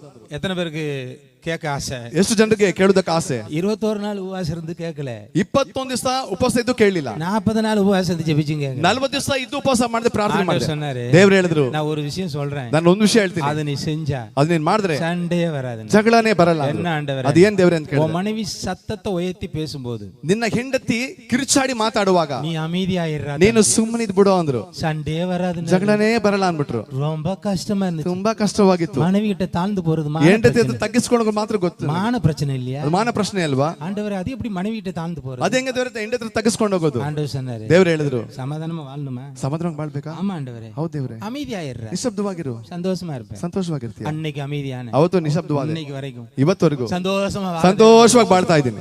ஹalleluya. ಹಾಲೆಲೂಯಾ. ஏங்க உபவாசித்தேன் ஜெபித்தேன்னு சொல்லிட்டு பில்டப் பண்றதை விட, ಯಾಕ್ರಿ ಉಪವಾಸ ಮಾಡಿದೆ ಪ್ರಾರ್ಥನೆ ಮಾಡ್ತಾ ನಾನು ಹೆಚ್ಚಿಸ್ಕೊಳ್ಳೋದೆ? இப்போ நான் அவங்க சத்தத்தை உயர்த்தும் போது அமைதியாகிறத பார்த்து ಈಗ ಅವರು ಕಿರ್ಚಾದನ್ನ ನೋಡಿ ನಾನು ನಿಶಬ್ದವಾಗಿ ಅವ್ರು ನೋಡಿ இப்ப நான் சத்தத்தை உயர்த்தும் போது அந்த அம்மா அமைதியாயிடுறாங்க. ಈಗ ನಾನ್ ಶಬ್ದವಾಗಿ ಮಾತಾಡಿದ್ರೆ ಆ ತಾಯಿಯವರು ನಿಶಬ್ದವಾಗಿ ಬಿಡ್ತಾರೆ. பிரச்சனைக்கு வாய்ப்பே இல்ல. ಸಮಸ್ಯೆಗೆ ಈಗ ಜಾಗನೇ ಇಲ್ವಲ್ಲ, ದಾರಿನೇ ಇಲ್ವಲ್ಲ. பிசாசு எப்படியாவது தூண்டி விட்டு வேடிக்கை பார்க்கறான். ಸೈತಾನ ಹೇಗಾದ್ರೂ ಪ್ರಚೋದನೆ ಮಾಡಿ ನಮ್ಮನ್ನ ಅವನು ಒಳಗಾಕ್ತಾ ಇರ್ತಾನೆ, ಜಗಳ ಮಾಡ್ಬೇಕಂತ ಹೇಳಿ. ஊரே சொல்லும் நம்மள அறிவாளி, ಊರೇ ನಮ್ಮನ್ನು ನೋಡಿ ಹೇಳ್ತದೆ. ஆனா அது மட்டும் பக்கத்துல இருந்து சொல்லும், ಅದ್ ಮಾತ್ರ ಪಕ್ಕದಲ್ಲಿ ಹೇಳ್ತದೆ, உங்களுக்கு அறிவே இல்ல தான். ನನಗೆ ಬುದ್ಧಿನೇ ಇಲ್ಲ ರೀ. இப்ப நமக்கு டென்ஷன் ஆகணுமா? ನಮ್ಗೆ ಟೆನ್ಷನ್ ಆಗ್ಬೇಕಾ ಆಗ್ಬಾರ್ದ? எனக்காடி அறிவு இல்ல, ನನಗೆ ತಿಳುವಳಿಕೆ ಇಲ್ಲ. ஊரே அறிவாளின்னு சொல்லு, ಊರೇ ನನಗೆ ಜಾಣ ಅಂತ ಹೇಳ್ತಾರೆ, உலகமே சொல்லு, ಲೋಕನೇ ಹೇಳುತ್ತೆ. உனக்கு அறிவில்ல, ನಿನಗೆ ಬುದ್ಧಿ ಇಲ್ಲ, உங்க அம்மாக்கு இல்ல, ನಿಮ್ಮ ಅಮ್ಮಾಗಿಲ್ಲ, உங்க அப்பாக்கு இல்ல, ನಿಮ್ಮ ಅಪ್ಪಾಗಿಲ್ಲ, உங்க அக்காவுக்கு இல்ல, ನಿಮ್ಮ ಅಕ್ಕಾಗಿಲ್ಲ, உங்க தங்கச்சிக்கு இல்ல, ನಿಮ್ಮ ತಂಗಿಗಿಲ್ಲ. இப்படி சொன்னா ಹೀಗೆ ಹೇಳಿದ್ರೆ சொந்த பணத்துல சூனிய வைக்கிற மாதிரி. ಸ್ವಂತ ಬದಲು ನಮ್ಮ ಶೂನ್ಯ ಇಟ್ಟ ಹಾಗೆ. நான் என்ன தெரியுமா ನಾನು சொல்றேன்? ಹೇಳ್ತೇನೆ ಗೊತ್ತಾ? உண்மைதாமா சொன்னேன். ನಿಜ ತಾನಮ್ಮ ಹೇಳ್ದೆ. உன் அளவுக்கு எனக்கு அறிவில்ல. ನಿನ್ಗೆ ಅಳತೆ ಯಾಕೆ ನೋಡಿದ್ರೆ ನನಗೆ ಬುದ್ಧಿ ಇಲ್ಲ. சொன்ன அடுத்த நிமிஷமே ಹೇಳ್ದ ಪ್ರತಿ ನಿಮಿಷವೇ அந்த அம்மா சிரிக்க, ಆ ತಾಯಿ ನಗಲು, நானும் சிரிக்க, ನಾನು ನಗಲು, நமக்கு சமாதானம். ನಮಗೆ ಸಮಾಧಾನ ಬಂದ್ಬಿಡ್ತದೆ. எத்தனை பேருக்கு புரியுது? ಎಷ್ಟು ಜನಕ್ಕೆ ಅರ್ಥ ಆಗುತ್ತೆ? ஹalleluya. ಹಾಲೆಲೂಯಾ. நீ சமாதான வாழ பழகு. ನೀನು ಸಮಾಧಾನ ಬಾಳೋದನ್ನ ಕಲ್ತುಕೋ. சமாதானம் ரொம்ப முக்கியம். ಸಮಾಧಾನ ತುಂಬಾ ಮುಖ್ಯ. அதை இருதயத்துல பாதுகாத்துக்கோ. ಹೃದಯದಲ್ಲಿ ಕಾಪಾಡಿಕೋ. வெள்ளி இல்ல, பொண்ணு இல்ல, நீ கவலைப்படாத. ಬೆಳ್ಳಿ ಇಲ್ಲ, ಬಂಗಾರ ಇಲ್ಲ ಅಂತ ಚಿಂತೆ ಮಾಡಬೇಡ. சோறு இல்ல, அது இல்ல, இது இல்ல, நீ கவலைப்படாத. ಅನ್ನ ಇಲ್ಲ, ಊಟ ಇಲ್ಲ, ಅದು ಚಿಂತೆ ಮಾಡಬೇಡ. உள்ளத்துல சமாதானமா இருந்து ಹೃದಯದಲ್ಲಿ ಸಮಾಧಾನ ಸಮಾಧಾನವಾಗಿದ್ರೆ இறைவன் உன்னோடு தான் இருக்கிறார். ದೇವರು ನಿನ್ನೊಟ್ಟಿಗಿದ್ದಾರೆ. பரிசுத்த வேதம் சொல்லுகிறது. ಪವಿತ್ರಾತ್ಮ ವಾಕ್ಯ ಹೇಳ್ತದೆ அவரே சமாதானக்காரர். ಆತನ ಸಮಾಧಾನ ಕರ್ತನು. இவர் எங்க இருக்கிறாரோ ಇದು ಎಲ್ಲಿದ್ದಾರೋ அங்கே சமாதானம் ಅಲ್ಲಿ ಸಮಾಧಾನ ಇರ್ತದೆ. வேதம் சொல்லுகிறது. ದೇವರ ವಾಕ್ಯ ಹೇಳ್ತದೆ எனக்கு செவி கொடுக்கிறவன் ನನಗೆ எவனோ ಕಿವಿ ಕೊಡುವನು ಯಾವನು அவன் விக்கிரமின்றி வாசம் பண்ணி ಅವನು ವಿಘ್ನವಿಲ್ಲದೆ ವಾಸ ಮಾಡಿ ஆபத்துக்கு பயப்படாமல் ಅಪಾಯಗಳಿಗೆ ಭಯಪಡದೆ அமைதியா இருப்பான். ಅವನು ನಿಶ್ಶಬ್ದವಾಗಿರ್ತಾನೆ. ஆண்டவர் சமாதானத்தினால உங்களை நிரப்புவார். ದೇವರ ಸಮಾಧಾನದಿಂದ ತುಂಬಿಸಲಿ. இரண்டாவது ஆண்டவர் சொன்னார், ಎರಡನೇದಾಗಿ ದೇವರು ಹೇಳಿದರು, உன் அரமனைக்குள்ளே சுகம் இருப்பதா, ನಿನ್ನ ಅರಮನೆಯಲ್ಲಿ ಸೌಖ್ಯವಿರುತ್ತದೆ, நீங்கள் சுகமாய் வாழ படைக்கப்பட்டவர். ನೀನು ಸೌಖ್ಯವಾಗಿ ಉಂಟು ಮಾಡಲ್ಪಟ್ಟವನು. பக்கத்துல கை கொடுத்து சொல்லுங்க ಪಕ್ಕದಲ್ಲಿ பார்க்கலாம். ಕೈ ಇಟ್ಟು ಹೇಳಿ, ಕೈ ಹಿಡಿದು ಹೇಳಿ, நீங்கள் சுகமாய் வாழ படைக்கப்பட்டவர். ನೀವು ಸೌಖ್ಯವಾಗಿ ಬಾಳದಂತ ಉಂಟು ಮಾಡಲ್ಪಟ್ಟವರು. கையை கொடுத்தா அவங்க கை கொடுக்க மாட்டாங்க, போடுங்க முதுகுல ஒரு தட்டு போடுங்க. ನೀನು ಕೈ ಕೊಟ್ಟರೆ ಕೈ ಇಟ್ಟು ಬೆನ್ನ ಮೇಲೆ ಒಂದು ಏಟು ಹಾಕು. ஐயா பாருங்க கைய கேக்குறாங்க, அந்த அம்மா கண்ணத்துல கைய வச்சுக்கினே இருக்கு. ಅಯ್ಯನ ಕೈ ಕೇಳ್ತಾ ಇದ್ರೆ ಕಪ್ಪಲ್ ಮೇಲೆ ಕೈ ಕೊಡಮ್ಮ. என்ன வெக்கம் பாரு, ಎಷ್ಟು ನಾಚಿಕೆ ನೋಡಿ ಕೈ ಕೊಡೋದಕ್ಕೆ. பக்கத்துல கை கொடுக்க சொன்னா அவ்வளவு. ಪಕ್ಕದಲ್ಲಿ ಕೈ ಕೊಡೋಣ ನಾಚಿಕೆ. பைபிள் சொல்லுது, ದೇವರ ವಾಕ್ಯ ಹೇಳ್ತದೆ, நீ சுகமாய் வாழ படைக்கப்பட்டவர். ನೀನು ಸುಖವಾಗಿ ಬಾಳಬೇಕಂತ ಉಂಟು சுகமா ಮಾಡಲ್ಪಟ್ಟವನು. தான் வாழணும். ನೀನು ಸುಖವಾಗಿ ಬಾಳಬೇಕು. பரிசுத்த வேதம் ரொம்ப அழகா ಪವಿತ್ರ சொல்லுது, ದೇವರ ವಾಕ್ಯ ಚೆನ್ನಾಗಿ உன் ಹೇಳುತ್ತೆ. வேதனை நீங்க சுகமாயிரு. ಒಂದು ನಿನ್ನ ವೇದನೆಗೆ ಸುಖವಾಗಿರುತ್ತದೆ. எல்லாவற்றிலும் வாழ்ந்து சுகம். ಎಲ್ಲಕ್ಕಿಂತಲೂ ವಿಷಯದಲ್ಲಿ ಬಹಳ இப்படி ಸುಖವಾಗಿದೆ. இந்த உலகத்துல யாருமே சொல்ல முடியாது. ಈಗ ಈ ಲೋಕದಲ್ಲಿ ಯಾರು ಹೇಳಕ್ಕಾಗಲ್ಲ. இயேசு மட்டும் தான் சொல்றாரு. ಯೇಸು ಮಾತ್ರ ಹೇಳ್ತಾರೆ ಹಾಗೆ. என் மகனே, ನನ್ನ ಮಗನೇ, என் மகளே, ನನ್ನ ಮಗಳೇ, நீ எல்லாவற்றிலும் வாழ்ந்து ನಿನ್ನ ಎಲ್ಲಾ ವಿಷಯದಲ್ಲಿ ಬಾಳಿ சுகமாயிரு என்று. ಸೌಖ್ಯವಾಗಿರು. எனக்கு இந்த ஒரு 3-4 மாசமா ஒரு கேள்வி எழும்பினது. ನನಗೆ ಒಂದು 3-4 ತಿಂಗಳಿಂದ ಒಂದು ಪ್ರಶ್ನೆ ಬಂತು. ஆண்டவர் ஒரு நாள் ஜெபத்துல சொன்னாரு, ದೇವರು ಒಂದಿನ ಪ್ರಾರ್ಥನೆ ಹೇಳಿದ್ರು, சபைகளை சுகமாக்குன்னு சொன்னார். ಸಭೆಗಳನ್ನ ಸೌಖ್ಯಪಡಿಸು ಅಂದ್ರು. அது என்ன சபைகளை சுகமாக்கணும்? ಅದನ್ನ ಸಭೆಗಳನ್ನ ಗುಣಪಡಿಸಬೇಕು ಅಂತ. ரட்சிக்கப்பட்டவங்க, ರಕ್ಷಿಸಲ್ಪಟ್ಟವರು, அபிஷேகம் பண்ணப்பட்டவங்க, ಅಭಿಷೇಕ ಮಾಡಲ್ಪಟ್ಟವರು, தேவனுடைய பிள்ளைங்க, ದೇವರ ಮಕ್ಕಳು, அவங்களை என்ன சுகமாக்கணும்? ಅವ್ರನ್ನೇನು ಗುಣ ಮಾಡೋದು? அப்படின்னு எனக்கு ஒரு கேள்வி இருந்தது. ಹಾಗೆ ಅಂತ ನನ್ನ ಪ್ರಶ್ನೆ ಬರ್ತಾ ಇತ್ತು. அப்ப ಆಂಡவர் எனக்கு ஒரு வசனத்தை ಆಗ ದೇವರ ಹತ್ರ ಒಂದು ஞாபகப்படுத்தி, ವಾಕ್ಯ ನೆನಪು ಕೊಟ್ಟು 18 வருஷமா 18 ವರ್ಷಗಳಿಂದ பலவீனப்படுத்துகிற ஆவியை கொண்ட ಬಲೀನಪಡಿಸುವಂತ ಆತ್ಮನು ஒரு ಮೂಲಕವಾಗಿ பெண் சபையில இருந்தா. ಒಂದು ಹುಡುಗಿ ಸಭೆಯಲ್ಲಿ ಇದ್ಲು, சர்ச்சில தான் இருந்தா. ಸಭೆಯಲ್ಲಿ ಇದ್ಲು. ஆனா 18 வருஷமா ಆದ್ರೆ பலவீனப்படுத்துகிறவளா 18 ವರ್ಷಗಳಿಂದ ಬಲಹೀನವಾಗಿದ್ಲು. இன்னொரு சபையில ಇನ್ನೊಂದು ಸಭೆಯಲ್ಲಿ இயேசು பிரசங்கம் பண்ண போகும்போது, ಯೇಸು ಪ್ರಸಂಗ ಮಾಡಕ್ಕೆ ಹೋಗುವಾಗ சூம்பின ಕೈ ಉடையவனா ஒரு ಅಲ್ಲಿ சபையில ಕೈ இருந்தா. ಬತ್ತಿದವನ ಒಬ್ಬನಿದ್ದ ಅಲ್ಲಿ. இப்படி வேதத்திலே ಹೀಗೆ சில ವೇದದಲ್ಲಿ வசனங்கள் சொல்லுகிறது. ಕೆಲವು ವಾಕ್ಯಗಳು ಹೇಳುತ್ತದೆ. அப்ப எனக்கு ஒரு கேள்வி ಆಗ உண்டாயிற்று. ನನಗೊಂದು ಪ್ರಶ್ನೆ ಉಂಟಾಯಿತು, எப்படி ஆண்டவரೇ சபைகளிலே நீர் நடமாடுகிறீர், ಹೇಗೆ ದೇವರ ಸಭೆಯಲ್ಲಿ ನೀವು ಸಂಚಾರ ಮಾಡ್ತೀರಾ, நீ அசைவாடுகிறீர், ನೀವು ಚಲನೆ ಮಾಡ್ತೀರಾ, ஏன் மக்கள் சுகவீனமாய் வாழ வேண்டும்? ಯಾಕೆ ಮಕ್ಕಳು ಅಸೌಖ್ಯವಾಗಿ ಬಾಳಬೇಕು? அப்ப ஆண்டவர் சொன்னார், ಆಗ ದೇವರು ಹೇಳಿದ್ರು, அது சபையில இருக்கிறது உண்மைதான், ಅದು ಸಭೆಯಲ್ಲಿ ಇರೋದು ನಿಜವೇ, அவங்க ஆராதிக்கிறது உண்மைதான், ಅವರು ಆರಾಧನೆ ಮಾಡೋದು ನಿಜವೇ, ரட்சிக்கப்பட்டது உண்மைதான், ರಕ್ಷಣೆ ಹೊಂದಿದ್ದು ನಿಜವೇ. ஆனா பலவீனப்படுத்துகிற ஆவிகளுக்கு அவர் இடம் கொடுக்கிறதுனால ಆದ್ರೆ ಬಲಹೀನಪಡಿಸುವಂತ ಆತ್ಮಗಳಿಗೆ ಜಾಗ ಕೊಡೋದ್ರಿಂದ அது அவர்களை பலவீனப்படுத்தி ಅದು வைத்திருக்கிறது. ಅವ್ರನ್ನ ಬಲಹೀನಪಡಿಸಿಟ್ಟಿದೆ. நீ போய் பிரசங்கம் பண்ற சபையில கேளு, ನೀನು ಹೋಗಿ ಪ್ರಸಂಗ ಮಾಡಿ ಕೇಳು, எத்தனை பேர் இப்படி வியாதி பலவீனமா இருக்கீங்க கை தூக்குங்கன்னு சொன்னா, ಎಷ್ಟು ಜನ ವ್ಯಾಧಿ ಬಲಹೀನತೆ ಕೈ ಎತ್ತಿ ಅಂತ ಹೇಳಿದ್ರೆ 100 பேர் சபையில இருந்தா 100 ಜನ ಸಭೆಯಲ್ಲಿ ಇದ್ರೆ 40 பேர் கை தூக்கி 40 ಜನ ಕೈ ಎತ್ತಿ ತೋರಿಸ್ತಾರೆ. எனக்கு ரொம்ப வேதனையா இருந்தது. ನನಗೆ ತುಂಬಾ ದುಃಖವಾಗಿತ್ತು. அவர்களெல்லாம் சுகப்படுத்த சொன்னார் தேவன். ಅವರೆಲ್ಲರ ಗುಣ ಮಾಡಿ ಅಂತ ಹೇಳಿದ್ರು நான் ದೇವರು. சொல்லுவேன், இந்த முகாமுக்கு வந்திருக்கிற நீங்கள் சுகமாகித்தான் போக வேண்டும். ನಾನು ಹೇಳ್ತೇನೆ, ಈ ಒಂದು ಶಿಬಿರದಲ್ಲಿ ಬಂದಿರತಕ್ಕಂತ ನೀವುಗಳು ಗುಣ உங்களை ಹೊಂದಿ ಹೋಗಬೇಕು. சுகப்படுத்தவே கர்த்தர் இங்க கொண்டு வந்திருக்கிறார். ನಿಮ್ಮನ್ನು ಗುಣ ಮಾಡೋದಕ್ಕಾಗಿ ದೇವರಲ್ಲಿ ಕರ್ಕೊಂಡು ಬಂದಿದ್ದಾರೆ. இதயம் காயப்பட்டு இருக்கிறது, ಕೆಲವರ ಹೃದಯಗಳು ಗಾಯಪಟ್ಟಿವೆ, சரீரத்தில் சில வேதனையான ಕೆಲವು சம்பவங்கள் ದೇಹಗಳು இருக்கிறது. ವೇದನೆ ಸಂಬಂಧ ಸಮಸ್ಯೆಗಳಿದೆ. பல நாட்கள் பல ஆயிரங்களை செலவு செய்து சுகமாகவில்லை. ಹಲವಾರು ದಿವಸಗಳು ಹಲವಾರು ಸಾವಿರ ಖರ್ಚು ಮಾಡಿದ್ರು ಕೂಡ ಗುಣವಾಗಲಿಲ್ಲ. அதற்கு காரணம் என்னவென்றால், ಅದಕ್ಕೆ ಕಾರಣವೇನೆಂದರೆ தேவன் அல்ல, ದೇವರಲ್ಲ, தேவனுடைய வார்த்தைக்கு நீங்கள் செவி கொடுக்காததே காரணம். ದೇವರ ವಾಕ್ಯಕ್ಕೆ ಕಿವಿಗೊಡದೆ ಇರುವುದೇ ಕಾರಣ. ஆண்டவர் சொன்னார், பிசாசுக்கு இடம் கொடுக்காதீங்க. ದೇವರು ಹೇಳಿದ್ರು, ಸೈತಾನಿಗೆ ಜಾಗ ಕೊಡಬೇಡ್ರಿ. பிசாசுக்கு இடம் கொடுக்கிறது பல விதம் இருக்கு. ಸೈತಾನಿಗೆ ಜಾಗ ಕೊಡೋದು ಬಲಹೀನತೆ ಇದೆ. நான் ஒண்ண மட்டும் உங்களுக்கு சொல்லி முடிக்க ನಾನು ஆசைப்படுறேன். ಒಂದು ಮಾತ್ರ ಹೇಳಿ ಮುಗಿಸೋದಕ್ಕೆ ಇಷ್ಟಪಡ್ತೇನೆ. நம்முடைய மத்தியிலே தோவாலையிலிருந்து பாஸ்டர் அவர்கள் வந்திருக்கிறார்கள். ನಮ್ಮದನ್ನ ತೋಳಿದ ಪಾಸ್ಟರ್ ಬಂದಿದ್ದಾರೆ. உங்களுக்கு தெரியும், ஒரு நாள் திருவிருந்து நடத்தி அவர்கள் உங்களுக்காக அவர்கள் தனித்தனியா ஜெபித்தார்கள். ನಿಮಗೆ ಗೊತ್ತಿರೋ ಒಂದು ವಿವಾಹವನ್ನು ನಡೆಸಿ ನಿಮಗೆಲ್ಲರೂ ಕೂಡ ಪ್ರತ್ಯೇಕವಾಗಿ ಪ್ರಾರ್ಥನೆ ಮಾಡಿದ್ರು. ನಾನು உலகத்துல எத்தனையோ நாட்டுக்கு போயிருக்கேன். ನಾನು ಲೋಕದಲ್ಲಿ ಎಷ್ಟೋ ದೇಶಕ್ಕೆ ಹೋಗಿದ್ದೀನಿ. அந்த சபை மாதிரி ஒரு தேசத்துல நான் திருவிருந்து ஆராதனை பார்த்ததே இல்லை. ಆ ಸಭೆಯಲ್ಲಿ ಕೊಟ್ಟಂತ ಒಂದು ಮೇಜಿನ ಆರಾಧನೆ ಬೇರೆ ಯಾವ ಸಭೆಯಲ್ಲಿ ಕೂಡ ನೋಡಿಲ್ಲ. அதற்கென்று ஒரு கிருபை பெற்ற தேவ மனிதர், ಅದಕ್ಕೊಂದು ಕೃಪೆ ಹೊಂದಿದ ಮನುಷ್ಯ, ದೇವರ ಮನುಷ್ಯ, இறை வார்த்தை சொல்லி ஜெபிக்க ಅವರು இருக்கிறார். ನಿಮಗೆ ಒಂದು ರಾತ್ರಿಯ ಪ್ರಾರ್ಥನೆ ಮಾಡಿ ಮುಗಿಸುತ್ತಾರೆ. இன்றைக்கு நீங்கள் சுகமாவீர்கள். ಇವತ್ತೇ ನೀವು ಗುಣ ಹೊಂದುತ್ತೀರಾ. நாங்களும் அவர்களோடு இணைந்து உங்களுக்காக ஜெபிப்போம். ನಾವು ಅವರೊಟ್ಟಿಗೆ ಸೇರಿ ಪ್ರಾರ್ಥನೆ ಮಾಡುತ್ತೇವೆ. கர்த்தர் நிச்சயமாய் சுகம் தருவார். ಕರ್ತನು ಖಂಡಿತ ನಿಮಗೆ ಗುಣಪಡಿಸುತ್ತಾರೆ. ஏனென்றால் அவர் சுகப்படுத்துகிற தேவன். ಯಾಕಂದ್ರೆ ಆತನು ಸೌಖ್ಯ ಕೊಡುವಂತ ದೇವರು ಬಂದಿದ್ದಾರೆ. பலவீனமாய் வந்த நீங்கள் சுகமாகித்தான் போவீர்கள். ಇವತ್ತು ವ್ಯಾಧಿ ಬಲದಿಂದ ಬಂದಂತ ನೀವುಗಳು ಸೌಖ್ಯ ಹೊಂದಿ ಹೋಗುತ್ತೀರಾ. பாடல் ஆராதனை நடத்தும் பொழுது நீங்கள் சுகமானீர்கள். ಹಾಡಿನ ಆರಾಧನೆ ನಡೆಸುವಾಗಲೇ ಸೌಖ್ಯ ಹೊಂದಿದ್ದೀರಾ. நீங்கள் முதல்ல அதை உணர வேண்டும். ನೀವು ಅದನ್ನು ಮೊದಲು ಗ್ರಹಿಸಬೇಕು. நீங்கள் விசுவாசித்ததை உணர வேண்டும். ನೀವು ನಂಬಿ ಅದನ್ನು ತಿಳಿದುಕೊಳ್ಳಬೇಕು. நீங்கள் சுகமாய் வாழதான் தேவன் விரும்புகிறார். ನೀವು ಸೌಖ್ಯವಾಗಿ ಬಾಳಬೇಕಂದ್ರೆ ದೇವರು ಇಷ್ಟಪಡ್ತಾರೆ. சுகவீனமாய் படுத்துவது என்ன? ಸೌಖ್ಯವಾಗಿ ಮಲಗುವುದಂದ್ರೆ ಏನು? எது நம்ம சரீரத்திற்கு ஒத்து போகாதோ, ಯಾವುದು ನಮ್ಮ ಶರೀರಕ್ಕೆ ಸರಿ ಬೀಳಲ್ವೋ அதை நம்ம எடுத்துக்க கூடாது. ಅದು ನಾವು ತಗೊಳ್ಬಾರ್ದು. ஆண்டவர் சொன்னார், ದೇವರು ಹೇಳಿದ್ರು, நீ போஜன பிரியனா இருந்தால் ನೀನು ಭೋಜನ ಪ್ರಿಯನಾಗಿದ್ರೆ கத்தியை வையின்னு. ನಿನ್ನ ಕಂಠಕ್ಕೆ ಖಡ್ಗವನ್ನ ಹಾಕು. அதுக்கு என்ன அர்த்தம்? ಅದಕ್ಕೇನರ್ಥ? அப்படியே நான்வெஜ் கொண்டு வறுத்து வைக்கும் போது ಹಾಗೆ ನಾನ್ ವೆಜ್ ಅನ್ನ ಫ್ರೈ ಮಾಡಿ ಇಡುವಾಗ கத்தி எடுத்து தொண்டையில குத்துனே அர்த்தம் இல்ல. ಖಡ್ಗ ಇಟ್ಕೊಂಡು ನಿನ್ನ ಗಂಟ್ಲಿಗೆ ಚುಚ್ಚು ಅಂತಲ್ಲ. இது நமக்கு ஒவ்வாது. ಇದು ನಮಗೆ ಸರಿ ಬೀಳಲ್ಲ. நம்ம சரீரத்துக்கு ஒத்து போகாது. ನಮ್ಮ ಶರೀರಕ್ಕೆ ಸರಿ ಬೀಳಲ್ಲ. அது அப்படியே ஓரம் கட்டி வச்சு ಅದನ್ನ ಹಾಗೆ ಪಕ್ಕಕ್ಕೆ ಇಟ್ಬಿಡ್ಬೇಕು. எது ஒத்து போகுதோ, ಯಾವುದು ಸರಿ ಬೀಳುತ್ತೋ, எவ்வளவு நம்ம வயிறுக்கு தாங்குமோ, ನಮಗೆ ಹೊಟ್ಟೆಗೆ ಎಷ್ಟು ಇಡಿಸುತ್ತೋ அவ்வளவுதான் சாப்பிடணும். ಅಷ್ಟೇ ತಿನ್ನಬೇಕು. இன்னைக்கு நிறைய பேர் வியாதி பலவீனமா இருக்கிறதுக்கு காரணம் என்ன? ಇವತ್ತು ತುಂಬಾ ಜನ ವ್ಯಾಧಿ ಬಲನಿತಿರ್ಲಿಕ್ಕೆ ಏನ್ ಕಾರಣ? எது சரீரத்துக்கு ஒத்துக்காதோ, ಯಾವುದು ನಮ್ಮ ಶರೀರಕ್ಕೆ ಸರಿ ಬೀಳಲ್ವೋ அத விசுவாசத்தமா சாப்பிடுறது. ಅದು ನಂಬಿಯೇ ತಿನ್ನುವುದು. சில பேரு ಕೆಲವರು ஊழியத்துக்கு போகும்போது ನಾವು ಸೇವೆಗೆ ಹೋಗುವಾಗ ரஸ்னானி ஒரு ட்ரிங்க்ஸ் இருக்கு தெரியுமா? ರಸ್ನ ಅಂತ ಒಂದು ಡ್ರಿಂಕ್ಸ್ ಇದೆ ಗೊತ್ತಾ? ರಸ್ನ. தெரியும் ரஸ். ಎಷ್ಟು ಜನಕ್ಕೆ ರಸ್ನ ಗೊತ್ತು? ರಸ್ನ அது ஏதோ ஒரு பைப்ல தண்ணிய பிடிச்சி ಅದು ಯಾವ್ದೋ ಪೈಪ್ ಅಲ್ಲಿ ನೀರು ಹಿಡಿದು கலர் கலரா ಅದು ಕಲರ್ ಬಣ್ಣ மஞ்சள் கலர்ல ஆரஞ்சு கலர்ல ಅದನ್ನ ಅರಸಿನ ಕಲರ್ ಆರೆಂಜ್ ಕಲರ್ ಅಲ್ಲಿ நமக்கு ஒரு பாட்டில் ஊத்தி ನಮಗೊಂದು ಬಾಟಲ್ ಉಯ್ದು ஐயா குடிங்க ஐயான்னு. ಅಯ್ಯ ಕುಡಿರಯ್ಯ ಅಂತ ಕೊಡ್ತಾರೆ. ஐயாவுக்கு தெரியாது குடிச்சா ஒத்துக்க. ಅಯ್ಯ ಗೊತ್ತಿಲ್ಲ ಅದು ಕುಡಿದ್ರೆ ಸರಿ ಬೀಳಲ್ಲ ಅಂತ ಹೇಳಿ ஐயா அத கண்டுக்காம இருப்பார். ಅದಕ್ಕೆ ಅಯ್ಯ ಅದನ್ನ ನೋಡದೇ ಇದ್ರು. இது சும்மா இருக்காது. ಇದು ಸುಮ್ಮನೆ ಇರಲ್ಲ. ஐயா குடிங்க ஐயா, சோத்திரம் பண்ணி குடுங்க. ಅಯ್ಯ ಸ್ತೋತ್ರ ಮಾಡಿ ಕುಡಿ, ಅಯ್ಯ ಕುಡಿರಯ್ಯ ಅಂತ ಹೇಳ್ತಾರೆ. எங்களுக்கு ஒத்துக்காது. ಅಯ್ಯ ನಮಗೆ ಸರಿ ಬೀಳಲ್ಲ. ஐயா நான் வேணா ஜெபம் பண்ணட்டுமா ஐயா? ಅಯ್ಯ ನಾನು ಮೈಕರ್ ಪ್ರಾರ್ಥನೆ ಮಾಡಲಯ್ಯ. கடுப்பா தான் இருக்கும் உள்ளத்துல. ಅದು ಹೃದಯದಲ್ಲಿ ಒಂದು ಒಳ್ಳೆ ಕೋಪವಾಗಿ அது ಇರ್ತದೆ. வெளிய காமிச்சிக்க ಹೊರಗಡೆ முடியாது. ತೋರ್ಸಕ್ ಆಗಲ್ಲ. கடைசில ஒன்னு சொல்லும். ಕಡೆಯದಾಗ ಒಂದು ಹೇಳ್ತದೆ, ஐயாலாம் நம்ம வீட்ல குடிக்க மாட்டார். ಅಯ್ಯರು ನಮ್ಮ ಮನೇಲಿ ಕುಡಿಯೋದೇ ಇಲ್ಲ. அவர் பணக்கார வீட்ல தான் ಅವ್ರು குடிப்பார். ಶ್ರೀಮಂತರ ಮನೇಲೇ ಕುಡಿತಾರೆ. இது இப்படி புலம்பி தொலைக்கிறதுனால ಇದು ಹೀಗೆ ಹತ್ರ ಗೋಳಾಡಿ ಹೋಗೋದ್ರಿಂದ நாங்க எடுத்து கட கட கடன்னு குடிச்சு ಅದು ಬಾಯಿ ತಗೊಂಡು ಹಾಗೆ ಕುಡಿದ್ಬಿಟ್ಟು ಕಡಗಡ ಅಂತ ಹೇಳಿ அடுத்த நாள் இருமிக்கிட்டு இருந்தா ಅದ್ ಮಾರದಿನ ಕೆಮ್ತಾ ಇದ್ರೆ, ஐயா என்ன பாவம் செஞ்சாரு? ಅಯ್ಯೋ ಏನ್ ಪಾಪ ಮಾಡಿದ್ರು, ஐயா எப்போது இருமிக்கிட்டே. ಅಯ್ಯೋ ಯಾವಾಗ್ಲೂ ಕೆಮ್ತಾನೆ ಇರ್ತಾರೆ. எது சரீரத்துக்கு ஒவ்வாதோ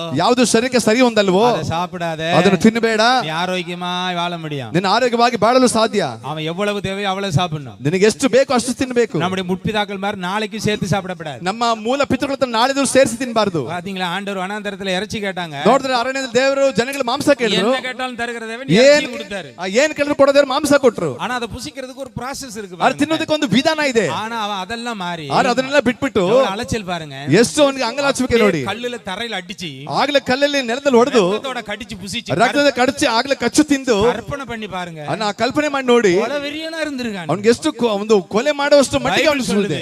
ದೇವ್ರ ವಾಕ್ಯ ಹೇಳ್ತದೆ, சாப்பிட்டது ತಿನ್ನುವುದು மூக்கு வழியா வந்துச்சான். ಮೂಗಿನ ಆಚೆ ಬಂತು. சில பேர் சொல்லுவாங்க தெரியுமா, ಕೆಲವರು ಹೇಳ್ತಾರೆ ಗೊತ್ತಾ, மூக்கு முட்டை சாப்பிடுவேன், ನಾನು ಮೂಗುವರೆಗೂ ತಿಂತೀನಿ ಅಂತ. சீக்கிரமா செத்து போ. ಬೇಗ ಸತ್ತೋಗ್ತೀಯ. மூக்கு முட்டை சாப்பிடக்கூடாது. ಮೂಗುವರೆಗೂ ತಿನ್ಬಾರ್ದು. வயிறுக்கு தேவையான அளவு, ಹೊಟ್ಟೆಗೆ ಬೇಕಾದಷ್ಟು ಅಳತೆ, தேவையான அளவு சாப்பிடு. ಬೇಕಾದಷ್ಟು ಅಳತೆ ಬಿಟ್ಟು ತಿನ್ಬೇಕು. ஒரு சம்பவத்தை சொல்லி ಒಂದು முடிச்சு ಘಟನೆಯಲ್ಲಿ ಮುಗಿಸ್ತೇನೆ. நமக்கு எது ஒத்துக்காதோ ನಮ್ಗೆ ಯಾವ್ದು ಒಂದಲ್ವೋ அதை நம்ம ஏத்துக்காம இருக்கணும். ನಾವು ಅದನ್ನ ಅಂಗೀಕರಿಸದೇ ಇರ್ಬೇಕು. கல்யாண வீட்டுக்கு போறது, ನಾವು ಮದ್ವೆ ಮನೆಗೆ ಹೋಗೋದು, ஐஸ்கிரீம்னு ஒன்னு வைப்பா, ಐಸ್ ಕ್ರೀಮ್ ಅಂತ ಇಡ್ತಾರೆ. அது எல்லாருக்கும் ஒத்துக்காது. ಅದು ಎಲ್ರಿಗೂ ಸರಿ ಒಂದಲ್ಲ. ஆனா சும்மா வைக்கிறான்னு சொல்லி ಅದು ಸುಮ್ನೆ ಇಡ್ತೇನೆ ಅಂತ ಹೇಳಿ இது ஒன்னு ஆட்டைய போட்டுறது. ಇದು ಒಂದು ಸ್ವಲ್ಪ ತೆಗೆದು ಹಾಕೋದು. சாப்பிட்டு முடிச்சிட்டு ತಿಂದ ಮೇಲೆ புருஷனுக்கு ஒரு இடி கொடுக்கிறது, ಗಂಡನಿಗೊಂದು ಮಿಂಚು ಹೊಡಿ, அவனும் பயந்து போய் எடுத்துட்டு வந்து கொடுப்பான். ಅವನು ಭಯಪಟ್ಟು ತಕ್ಕೊಡ್ತಾನೆ. அதையும் பிடிச்சு கட்டுறது, ಅದನ್ನು ತಿನ್ನೋದು. அப்புறம் பையனுக்கு ஒரு கண்ணை ಆಮೇಲೆ ಮಗನಿಗೊಂದು ஒன்னு எடுத்துட்டு வாடான்ற, ಒಂದು ತಗೊಂಬ ಅಂತ ಹೇಳೋದು. மூணையும் காலி பண்ணிட்டு ಮೂರು ತಿಂದ್ಬಿಟ್ಟು வண்டியில போகும்போதே சாப்பிட்டு போலானே, ಗಾಡಿಲಿ ಹೋಗ್ಲಿ ತಿನ್ಕೊಂಡು ಹೋಗೋಣ ಅಂತ ಹೇಳಿ எடுத்துன்னு வர்றது. ಇನ್ನೂ ಎರಡು ತಗೊಂಬರೋದು. நாளையும் மொத்தமா முழுங்கிட்டு ನಾಲ್ಕು ಕೂಡ ಪೂರ್ತಿ ನುಂಗ್ಬಿಟ್ಟು கார்ல ஏறின உடனே ಕಾರ್ல ಹತ್ತಿದ ಕೂಡಲೇ கீழ் மூச்சு மேல் மூச்சு ಆ வாங்க. ಕೆಳಗೆ ಉಸಿರು ಮೇಲೆ ಉಸಿರು ಅದು ಏದು ಉಸಿರು ಆಡ್ತದೆ. இருக்கிறது அவங்க பார்வைக்கு ஒரு ஏமாளி யாருன்னா பாஸ்டர். ತಕ್ಷಣಕ್ಕೆ ಅವನು ದೃಷ್ಟಿಗೆ ಅವನು ಯಾಮರಿಸಿದ್ರೆ ಅವನು ಸೇವಕ. பாஸ்டருக்கு ஒரு ஃபோன் பண்ணி, ಸೇವಕರಿಗೆ ಫೋನ್ ಮಾಡಿ, பாஸ்டர்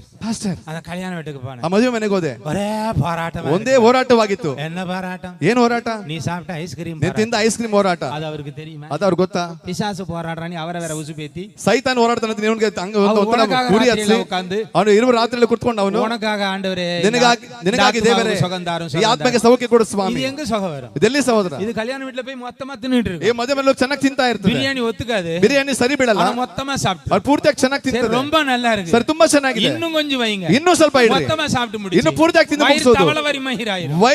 ಹೊಟ್ಟೆ ತುಂಬಾ ದಪ್ಪವಾಗ್ಬಿಡ್ತದೆ. அப்புறம் நைட்டு படுத்தா தூக்கம் வர, ರಾತ್ರಿ ಮಕ್ಕಳು ಇದೇ ಬರಲ್ಲ. காலையில எங்களுக்கு ஃபோன் பண்ணி ಬೆಳಿಗ್ಗೆ ನಮಗೆ ಫೋನ್ ಮಾಡಿ, ராத்திரி எல்லாம் பிசாசு பயங்கரமா போற, ರಾತ್ರಿ ಸೈತಾನ್ ಬಹಳ ಹೋರಾಟ ಕೊಟ್ಟ. அப்படி மேல உட்கார்ந்து ಹಾಗೆ ಮೇಲೆ ಕುತ್ಕೊಂಡು ಅದುಮ್ತಾನೆ. உன்னை வந்து அவன் அமுக்குற அளவுக்கு நீ ஒர்த்து கிடையாது. ನಿನ್ನ ಬಂದು ಅದಮೋಸ್ಬಿಟ್ಟು ನೀನು ಯೋಗ್ಯನಲ್ಲ. நீ வயிறு ஃபுல்லா தின்னதுதான் உன்னை இந்த பாடுபட. ನೀನು ಹೊಟ್ಟೆ ತುಂಬಾ ತಿಂದಿದ್ರಿಂದ ಹಾಗೆ ಕಷ್ಟಪಡ್ತಾ அதனால ಇದ್ದೀಯ. என் அன்பு உறவுகள், ಅದಕ್ಕೆ ಪ್ರೀತಿಯ ಸಂಬಂಧಿಕರೇ, உங்கள் வாழ்க்கையில சுகமா இருப்பது ನಿಮ್ಮ ಬಾಳಲ್ಲಿ ಸೌಖ್ಯವಾಗಿರ್ಬೇಕು. எது ನೀವು தேவையோ தேவையோ ಯಾವ್ದು ಬೇಕೋ, எவ்வளவு தேவை, ಎಷ್ಟು ಬೇಕೋ, எப்பொழுது தேவையோ ಯಾವಾಗ ಬೇಕೋ அப்பொழுது சாப்பிடுங்க. ಆಗ ತಿನ್ರಿ. நீங்கள் சுகமாய் ನೀವು வாழ்வீர்கள். ಸೌಖ್ಯವಾಗಿ ಬಾಳ್ತೀರಾ. நீ வேதனை இல்லாமல் ನೀವು சுகமாய் ವೇದನೆ ಇಲ್ಲದೆ ಸೌಖ್ಯವಾಗಿ ಬಾಳ್ತೀರಾ. உனக்கு ஒவ்வாததை நீ எடுத்துக்கொள்ள வேண்டிய ನಿಮಗೆ அவசியம் இல்லை. ನಿಮಗೆ ಸರಿ ಹೊಂದದಿರತಕ್ಕಂಥ ತಿನ್ನುವಂತ ಅವಶ್ಯಕತೆ ಇಲ್ಲ. ஆண்டவர் சொன்னார், ದೇವರು ಹೇಳಿದ್ರು, உன் வீட்டிலே ನಿನ್ನ ಮನೆಯಲ್ಲಿ சமாதானமும் ಸಮಾಧಾನವು, உன் வாழ்க்கையிலே ನಿನ್ನ ಬಾಳಲ್ಲಿ சுகமும் ಸೌಖ್ಯವು தங்குவதாக ಇರಲಿ. ரத்தம் சிந்தி சம்பாதித்து ರಕ್ತ வைத்திருக்கிறார். ಸುರಿಸಿ ಸಂಪಾದನೆ நீங்கள் ಮಾಡಿಟ್ಟಿದ್ದಾರೆ. சுகமாய் சமாதானமாய் வாழ ನೀನು ಸೌಖ್ಯವಾಗಿ ಸಮಾಧಾನವಾಗಿ நான் உங்களை ಬಾಳಲು மனமார வாழ்த்துகிறேன். ನಾನು ನಿಮ್ಮನ್ನು ಮನಸ್ಸು